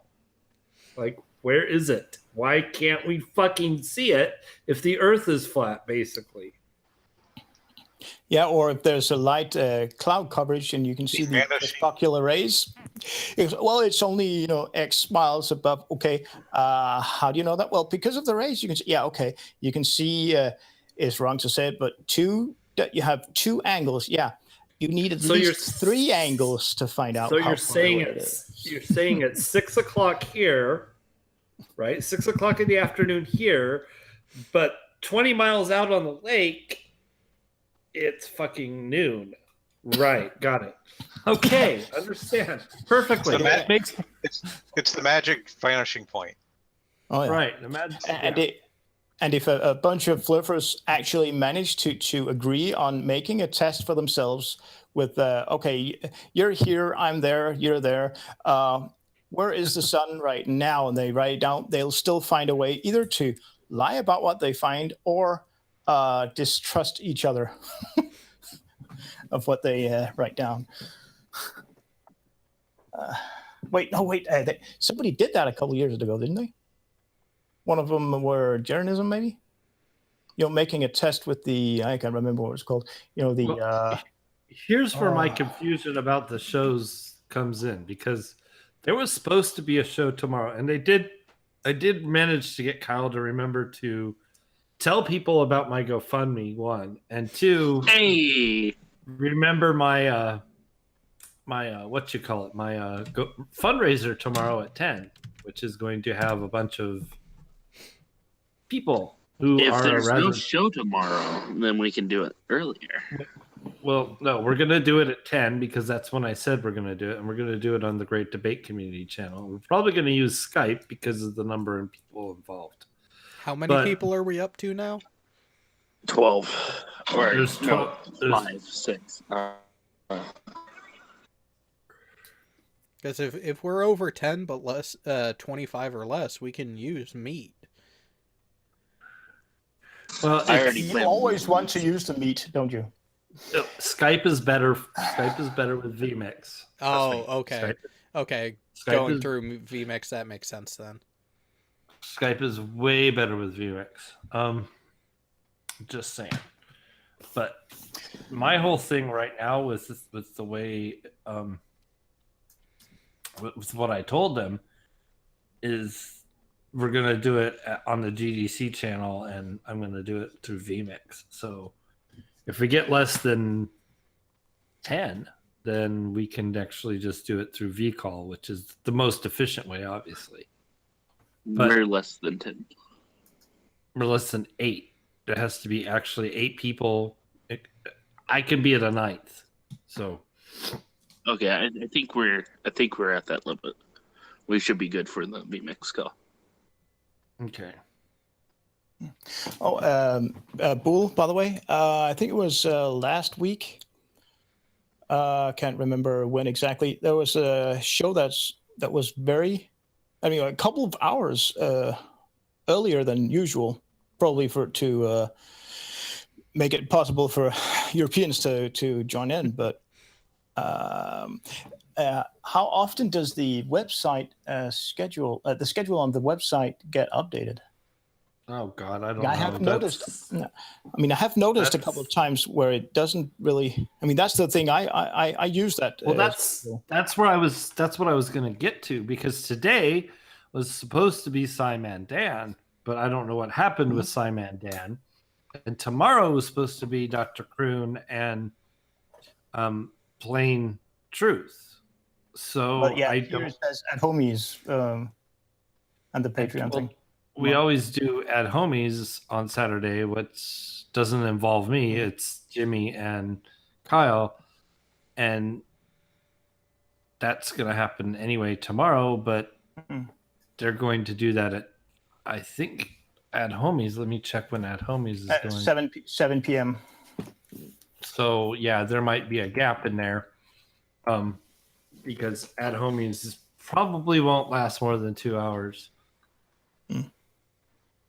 So there'll be a gap between it and Great Debate Community Channel starting my fundraiser, and I'll make the event sometime tomorrow and set it up. Yeah, because I gotta actually put that together still. Yeah, but it's just that something I noticed from the beginning where I started. When I can't even remember how, but when I found the non sequitur show in the beginning,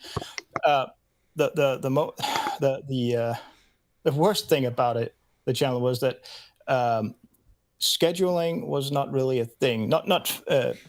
If there was a schedule, it was practically impossible to find. And yeah, if I found one, it wouldn't really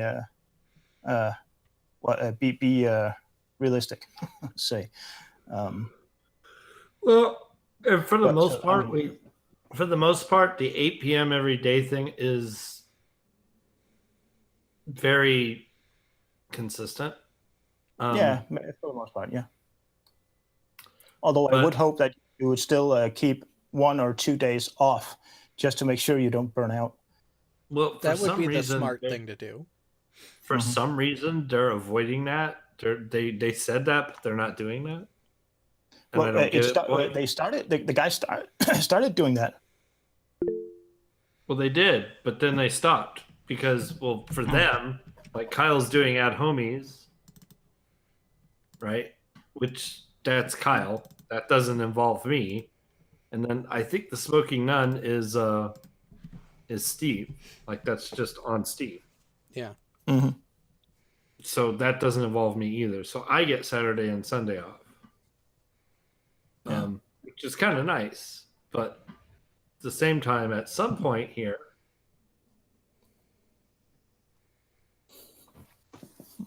I'm gonna have to get through and tell them if I get a job or something, the whole schedule is gonna go topsy turvy because you're gonna have to exactly. When my shift changes and stuff, like I'm gonna be like, hey, like the 3 p.m. Black Holes show coming up. I have to say, we can't do that. Or 3 p.m. RN Raw on the 2nd of November. Can't do that if I have a job. Like, hey, you got to tell RN we got to reschedule. Yeah, that's the thing. If you have only one guy to rely on in terms of producing stuff, well, and we might be able to. That might be changing too. Like, if I move, when I move, hopefully it's a when very soon. Please contribute if you're watching. to my GoFundMe because I need to get the hell up out of here. They're going to evict me. And if I don't have the money to move, I'll just be homeless and then I won't be producing shit. Yeah. And if you move here, I can help, run non-sec too. Like I could do a stream or two after you show me how to do it. Not on my computer, you won't. Then never mind, because I have no computer. Right. No, it would probably be David McInnes that would do it. Yeah. But the idea is we would share like the major assets would be on a Google Drive, and then we would Yeah, I mean, Kyle just could send the daily stuff to the person who's going to do it that day.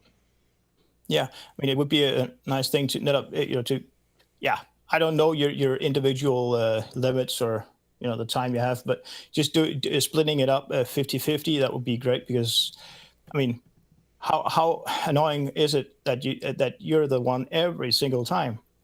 I mean, on some streams I would consider it easy to be the producer, but sometimes you really want to engage yourself, but you can't really because you're busy producing. The hardest show I do, Boholdo, is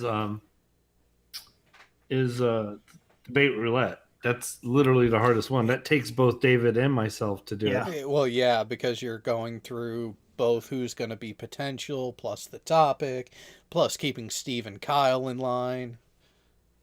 Mm-hmm. Oh, and fighting with the roulette wheel. Plus trying to get people in the show, literally the hardest thing is telling people don't fucking vote if you don't want to come on the show. I don't know how hard is that concept. Apparently that's a really tough concept. You should make it a Discord only thing. Well, we tried that. Like you have to be in Discord to vote. We tried that, but that didn't really. It didn't stop people. Yeah, and also the only don't vote unless you actually have a microphone that works, and preferably a headset, so you don't get any echo. Well, yeah, that's the thing with our guests now. It's like we send them this thing that says, "Hey, use earbuds or headphones. Don't come in our fucking." Oh, you do send them a standard checklist thing. Oh yeah, I'm tired of it. I'm like, dude, I can't fix everybody else's broken shit when they come into a room. I am not Google's. I don't have Google's margins of scale to cancel their echo. I don't have all their fancy hardware or software to do it. Yeah, well, and you can't both be a producer and a CCU operator. I mean, you can't fix white balance. You can't fix bad focus, bad framing. I can't fix echo. I'm not a telephone company. Can't do any of that shit. Exactly. Mm-hmm. So, but at least I haven't. I can't remember even just one live stream or prepared video where I heard the standard Windows sounds. I mean, that's a good thing at least. Not even from a guest. Well, it's pretty easy to keep that stuff at bay, but yeah, if people remember to do it. Yeah, that's the thing, is getting the people to remember to do it. And even then, I remember when I came on to moderate Red's last debate on there, you and Kyle both were like, holy shit, a guest and there's no background noise? That was like you? Yeah. Yeah. Well, you actually have a pretty decent mic setup.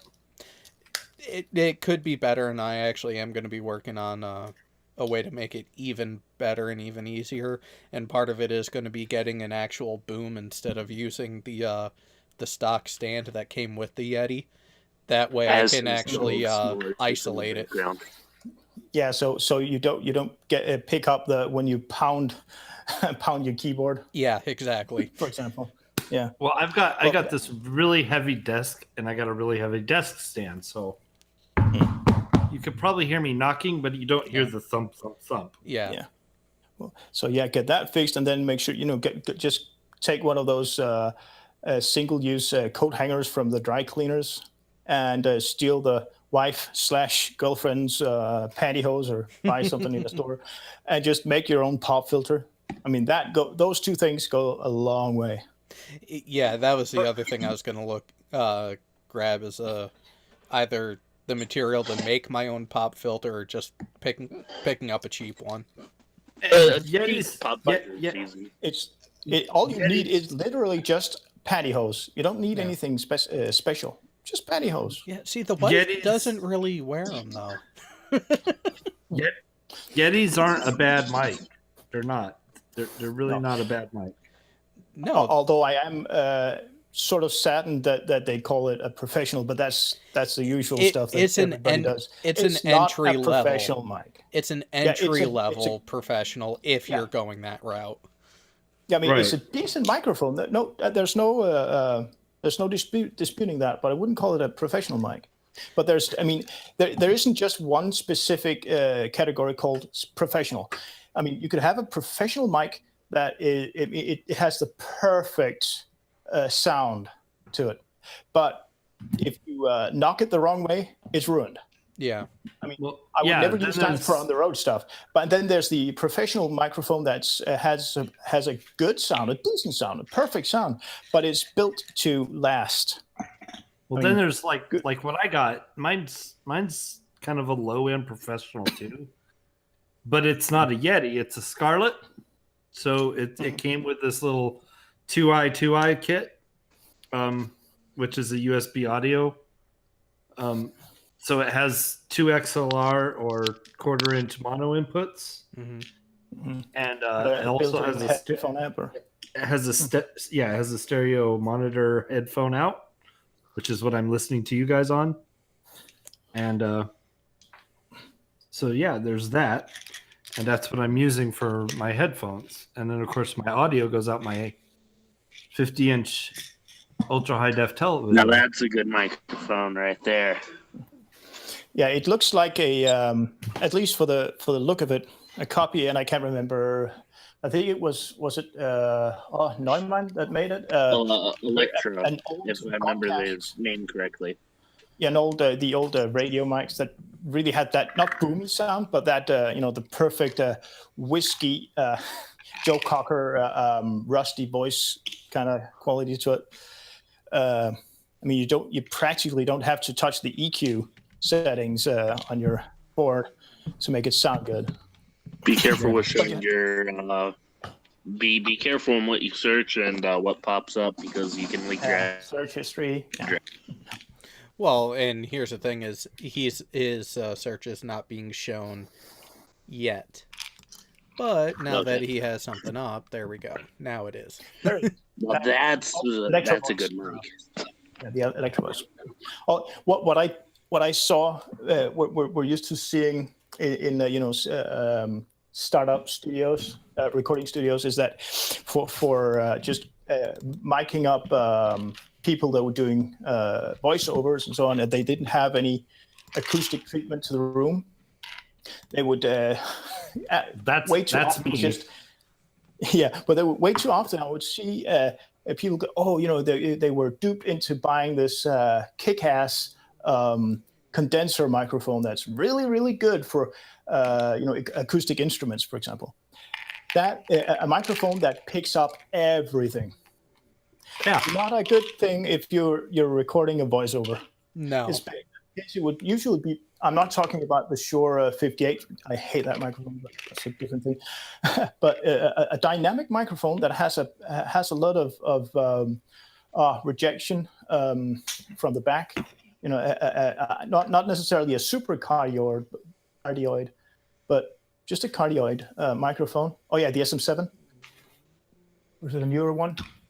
7B. Okay. That's the SM7B. That's a great vocal mic. It's the same capsule as the SM57 and the SM58, but it has internal circuitry for better controlling. Yeah. And it looks like the cover is a built-in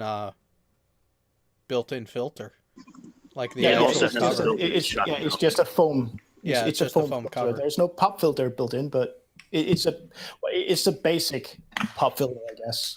But just made by open cell phone.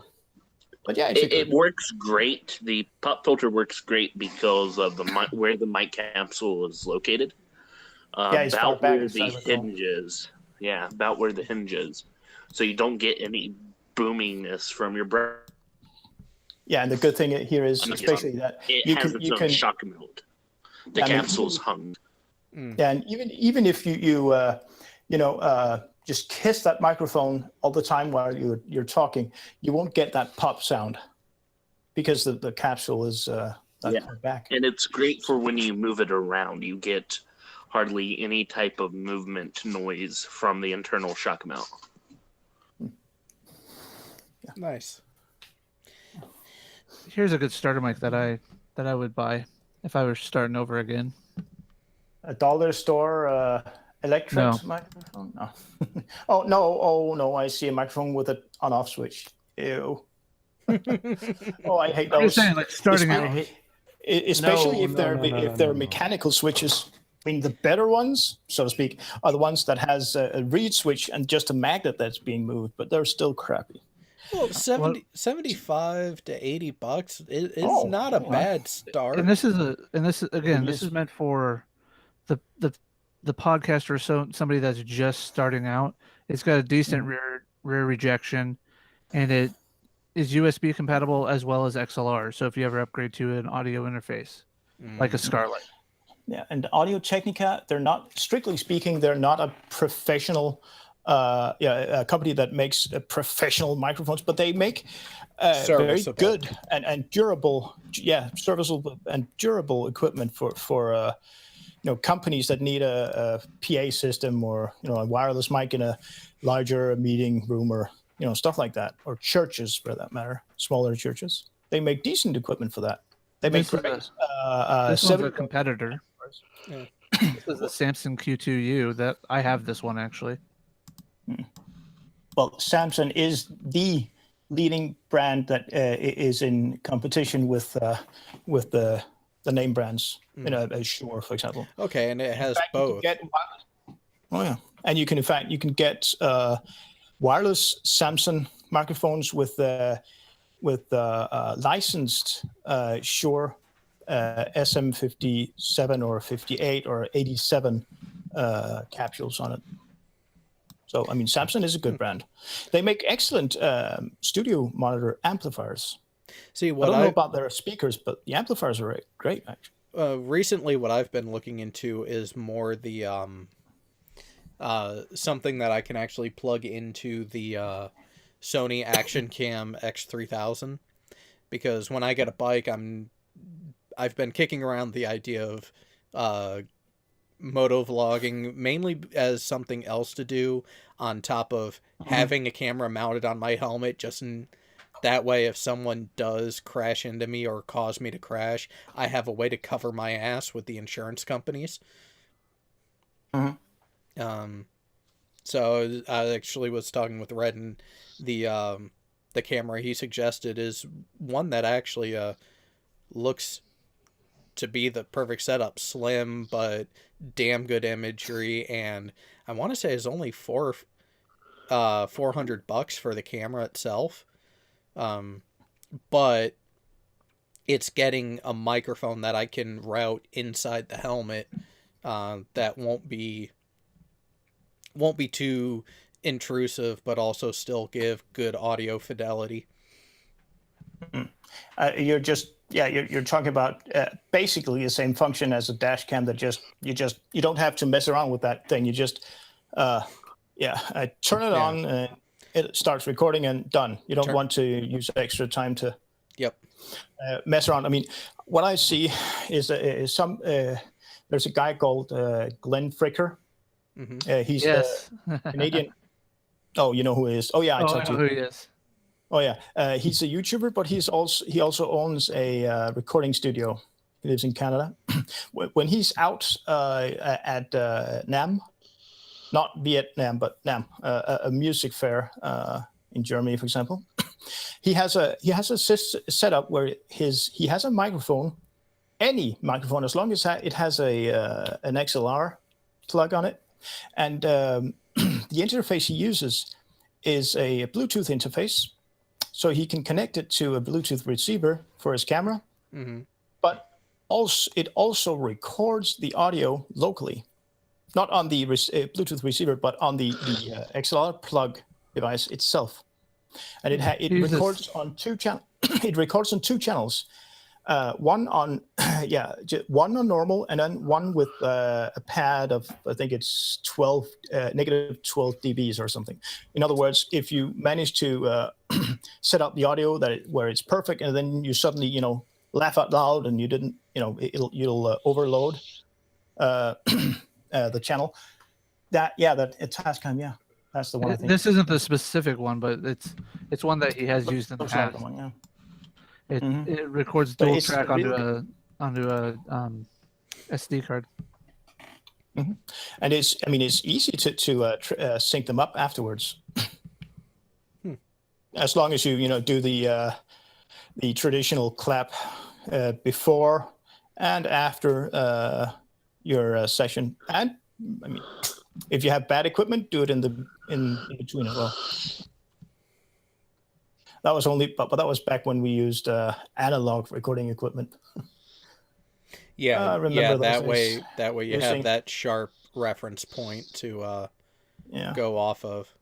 Sync everything up, yeah. But when you had issues you used a 4-track cassette deck recorder, a professional one, but still, it was battery operated. I think it was a Tascam too, actually, either a Tascam or Sony. Even if you have fresh batteries, over time it will start it will still try to keep the speed up. It has a PLL. I can't remember the system now. One of those fancy systems, but you will still have drift. Mm.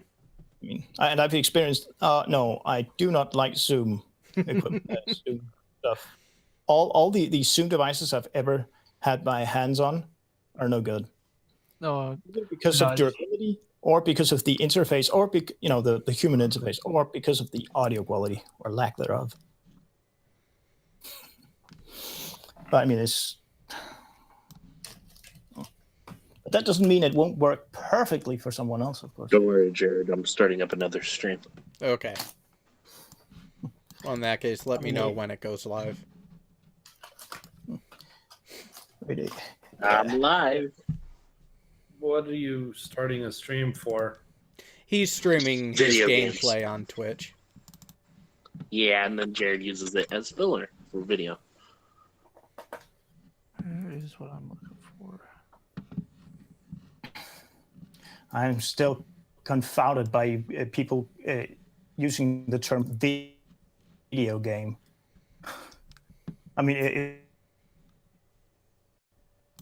What? You're breaking up. Okay, so it wasn't just me. I thought it was just me because I started a new stream. When you work on a computer, it's not a video game. Robot Bohova.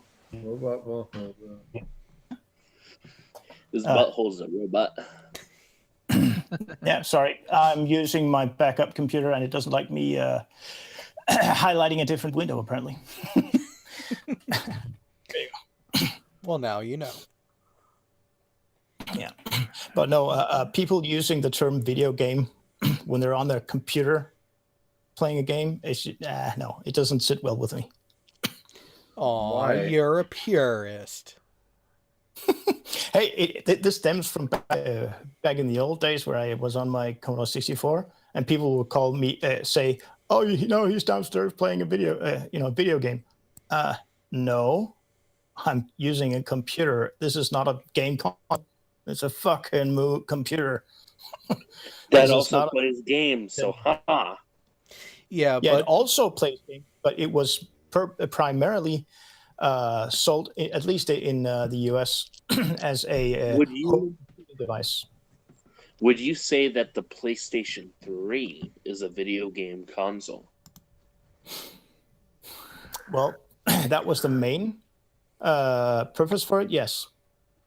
I have What one. if I told you originally, before they found a huge security flaw that allowed you to, export malicious code into your system? that it would also have been capable of using other OSs like Linux. Well, I know that it is running on Linux.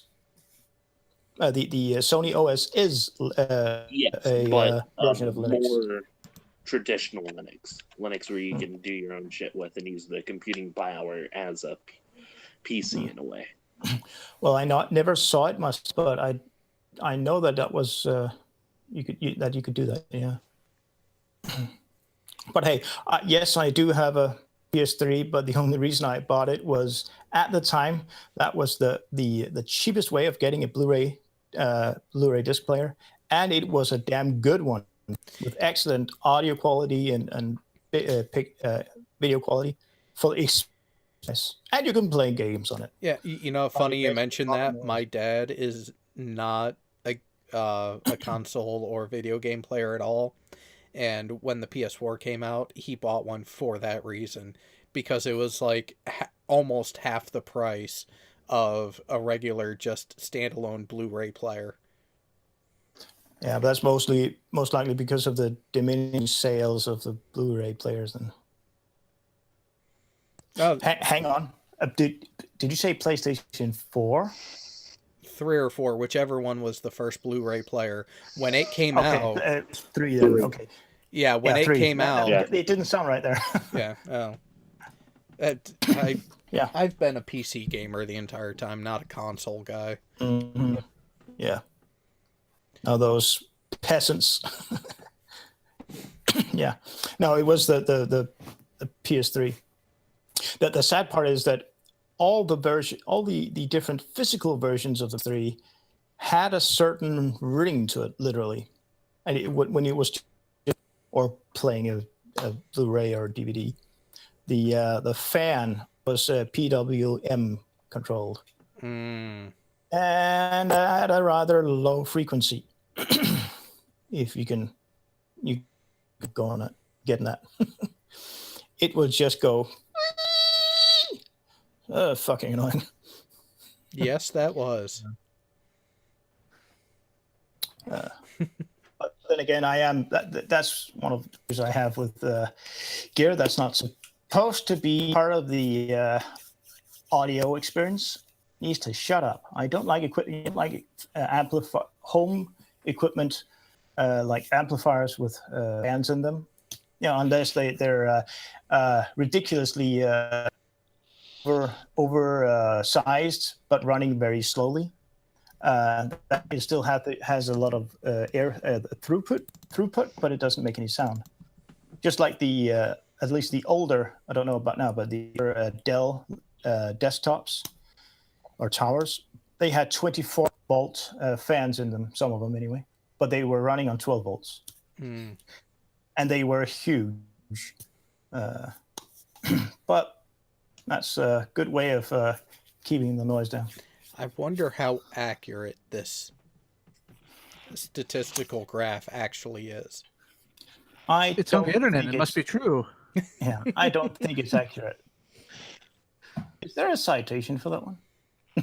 Probably not. Yeah, I'm saying probably not.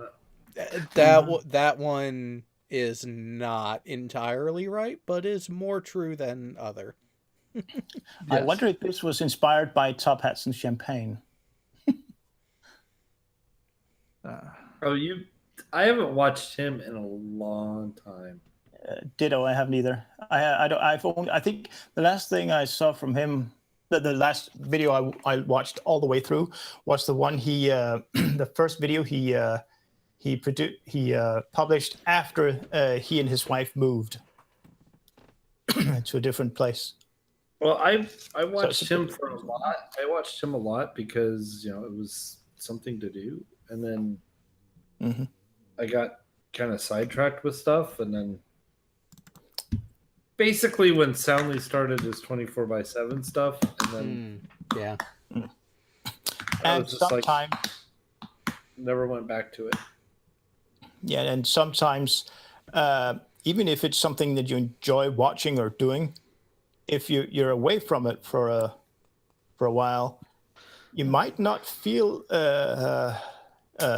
what do you call it, motivated enough to go back to it later.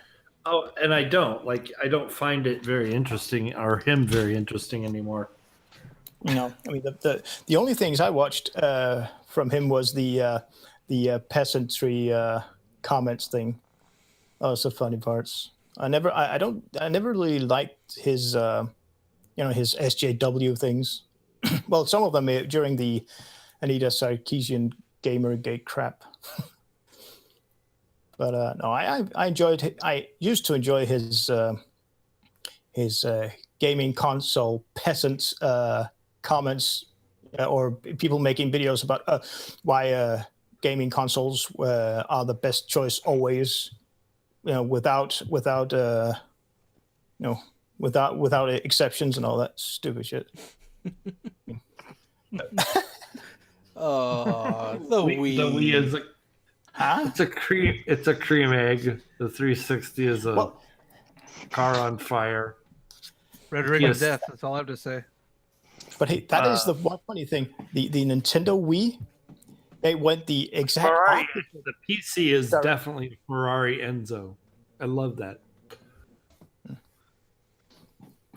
Yeah, I mean, it's funny how popular the Nintendo Wii is. I mean, it's every single retirement home in the industry has a bunch of them. I had a Nintendo when I was young, when I was about 16, and this was after I had a C64. So I learned assembly on the C64, and my mom got me a Nintendo, and I still had the C64. And I'm thinking to myself, the C64 uses the same assembly language as the Nintendo. And of course, in my head, my wheels are turning. I said, I could actually write games for this fucking thing. Oh, you talking about Game Boy or? No, I'm talking about the Nintendo. Yeah, The actual Nintendo, the one with the big cartridges that you blow on to get The them to work. original, Okay, yeah. that's better. Yeah, at the game console, it might as well been the Game Boy. Well, yeah, Unless- but unless I could have actually written games for it if I'd actually put my mind to it, but I never really felt like it. Well, I have never owned one single Nintendo item ever. Well, I did after that. The only other console I ever bought was a Sega Genesis. Oh, Sega. Yep. And I only ever owned the one that came with it, which was Sonic. And I was like, I would rather just keep my Amiga. Thank you very much. Well, just I have weird but fond memories of watching my big brother, my oldest brother, on his Amiga 2000, coding animations on the Imagine software. I mean, he was just he had it. Oh, Alan is snoring. You have my. Don't mute him. Do not mute him. Oh, come Keep on. it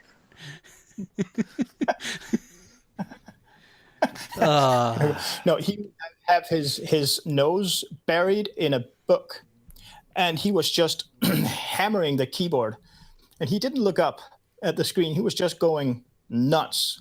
And then every once in a while, he would just freeze, and then and just hit the backspace a couple of times, just start running again, and just casually look up at the screen. Just okay, fine. He just kept going. It was incredible how fast he could write. He could literally write faster than I can speak in my native tongue when I'm excited. That was insane.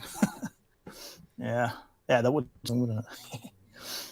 Yeah, but no, I do miss my Amiga 500. That's for sure. So, what game are you playing now? Horizon Zero Dawn, a PS4 exclusive. Essentially, it's like a tribalistic game, but you're a clone, as far as I can tell. And you hunt metal dinosaurs. Metal dinosaurs? Interesting. Shaped as actual dinosaurs or just completely fantasy-like? Shaped as raptors, deer, like just a mixture, depending on, what the company needed. This is like, I think like 100,000 years after, civilization collapsed because they made the dinosaurs, able to take raw material and process it and to make more. So they fucked themselves. Yeah, essentially.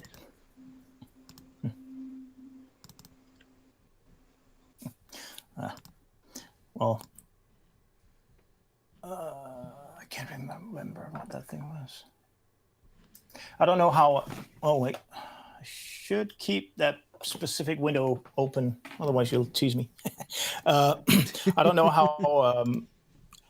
As I understand it, people using Bibles isn't all that popular in the state, especially in the other cities. But what about mopeds? Generally only popular within major cities like Boston, New York, your high density areas. Okay. It's just that, moped and scooter repair shops. And when I say scooter, I mean combustion engine based scooters you sit on, not the, what do you call them? The wheel, the pedal board type with wheels you run with. Yeah. Yeah. But no, a real thing that has a license plate, that thing. They to this day still, when they need to check something on the computer or program the computers on those machines, they literally still use a Game Boy Color. I was so surprised, about 10 years or something ago, when I bought my moped, one of those that can drive almost 35 miles per hour, one of those things.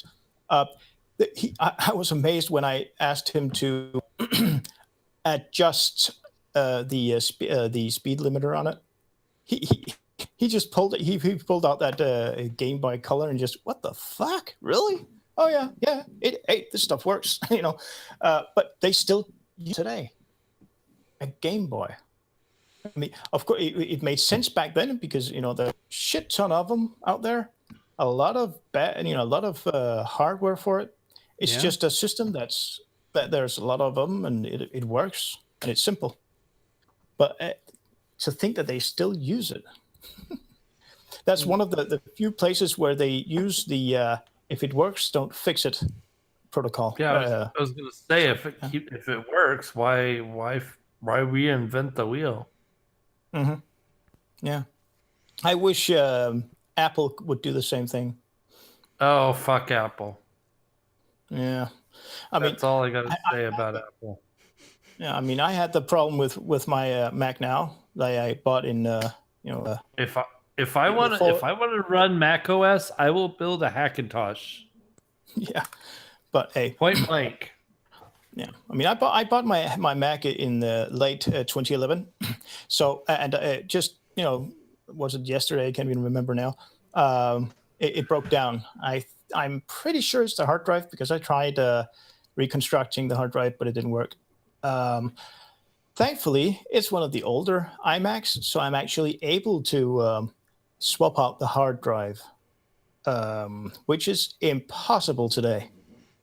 If I bought an iMac today, or even worse, a laptop from Apple, everything will be soldered right onto the main board.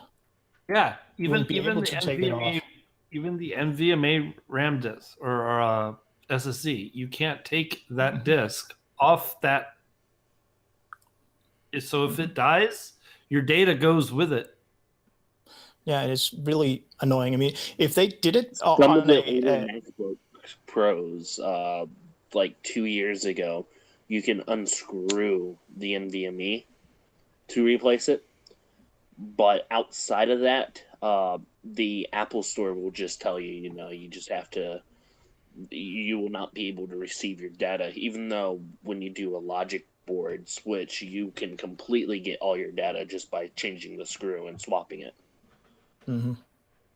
Oh yeah, and the concept of Apple authorized repair shop is a downright lie. They don't repair anything. They have to follow very, very strict rules regarding repairing stuff, and it usually comes down to not repairing anything. They have to send it in, and it's ridiculously expensive. Apple have really become assholes in that regard in the last couple of years. I mean, it's so. I mean, just the idea. If they want to make a really slim laptop, and it has to be able to last the whole day on the batteries, I can see the idea of for size reasons and possibly weight reasons, making everything on one board. That I could see, but if it's a MacBook Pro, where size isn't all that important, or a desktop where size isn't important, stop doing that shit. Stop. Make it impossible for people to upgrade their computer. Well, isn't size always important?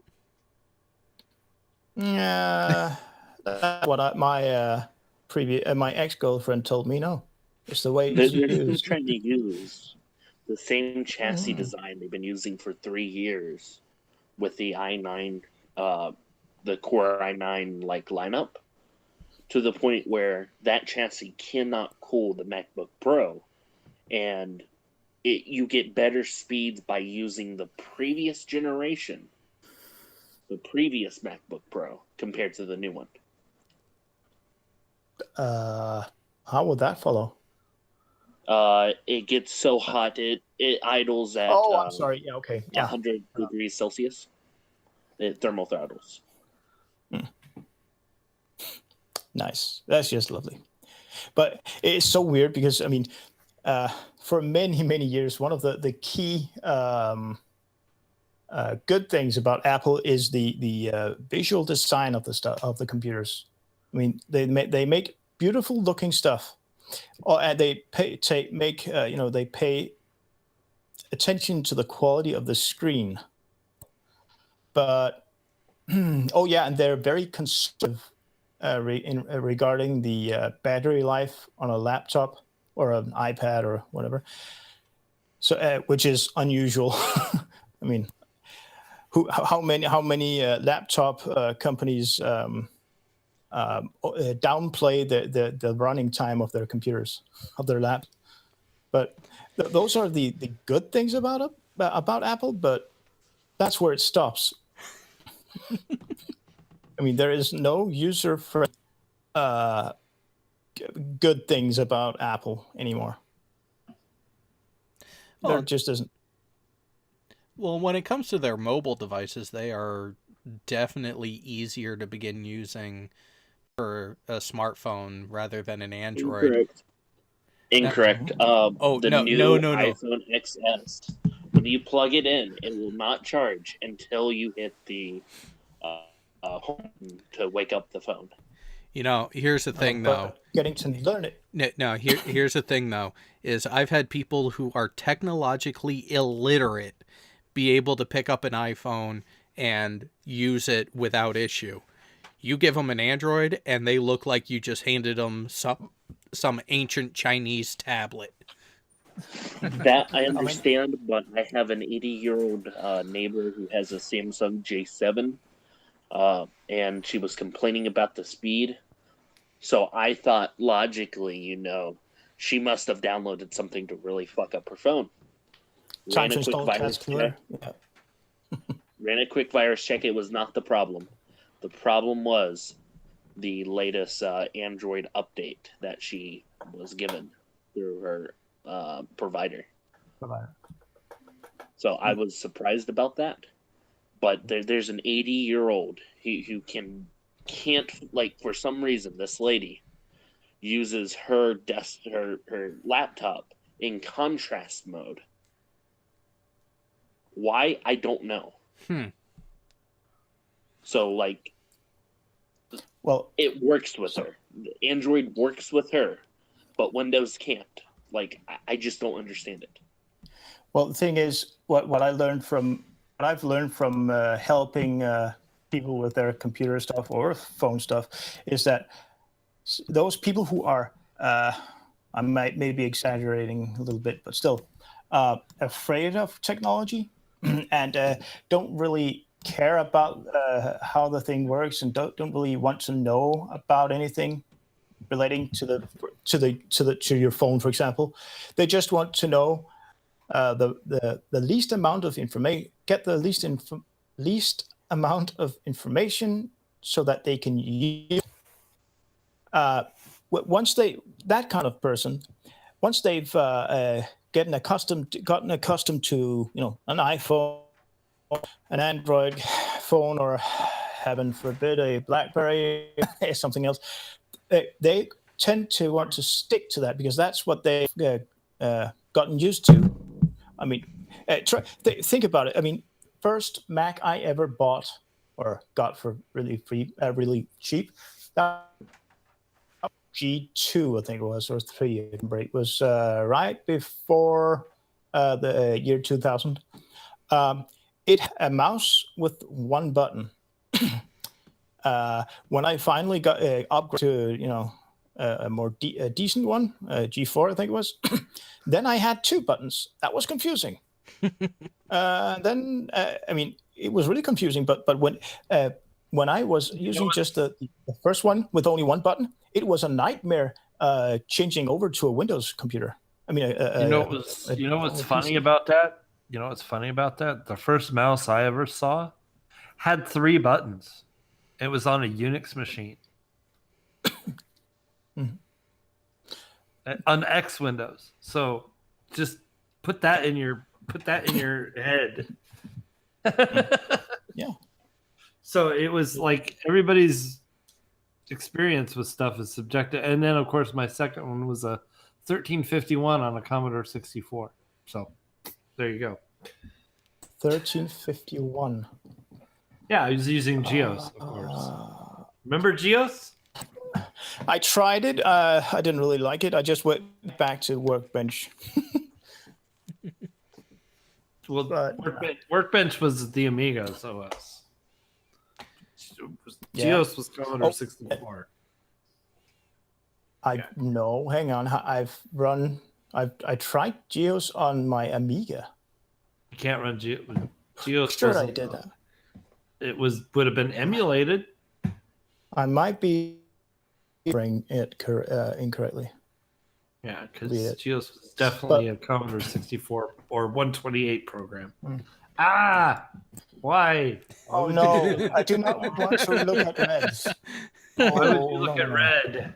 No. To torture you guys. So that was how he looks like. He's just still uglier, but yeah, the other red. But no, the getting to know one system, and it's really hard to, even if it's a crappy system, it's hard to just jump over to a different one. I mean, back when Photoshop CS2 was a thing, I got accustomed to that. I loved it. I used it a lot when I took pictures. So yeah, that was great.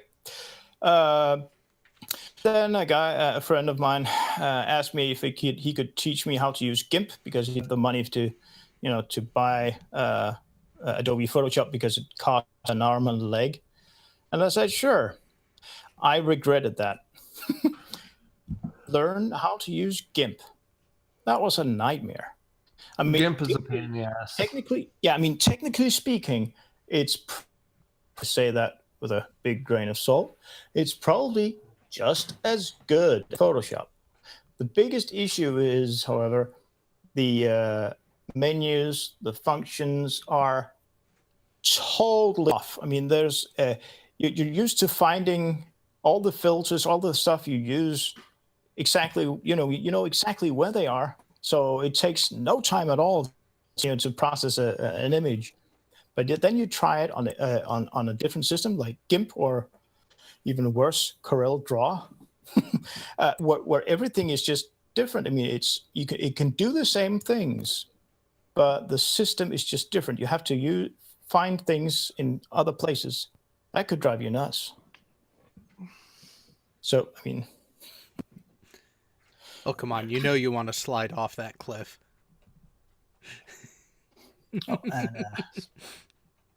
I'm into the kitchen to get a snack here, I think. Well, we are wrapping this up now. It is 11:30. We do have a little bit of time before movie night, because I have not seen any cancellation or rescheduling of movie night for this week. So, not yet, anyway. Yeah, there was as soon as we found out about that last week, we ended up going until what, like 1 a.m. 2ish. Yes. I fell asleep. Yeah.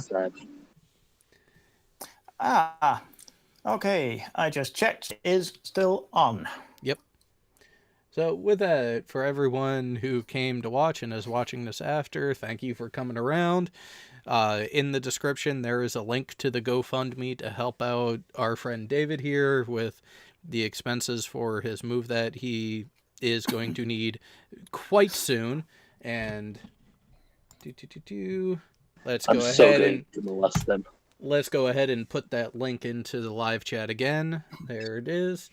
So thank you for being here. We look forward to seeing you next week, and also when the next stream comes along in the next few days. If nothing comes up, we will see you in a week for the next Veterans Talk. Catch you later.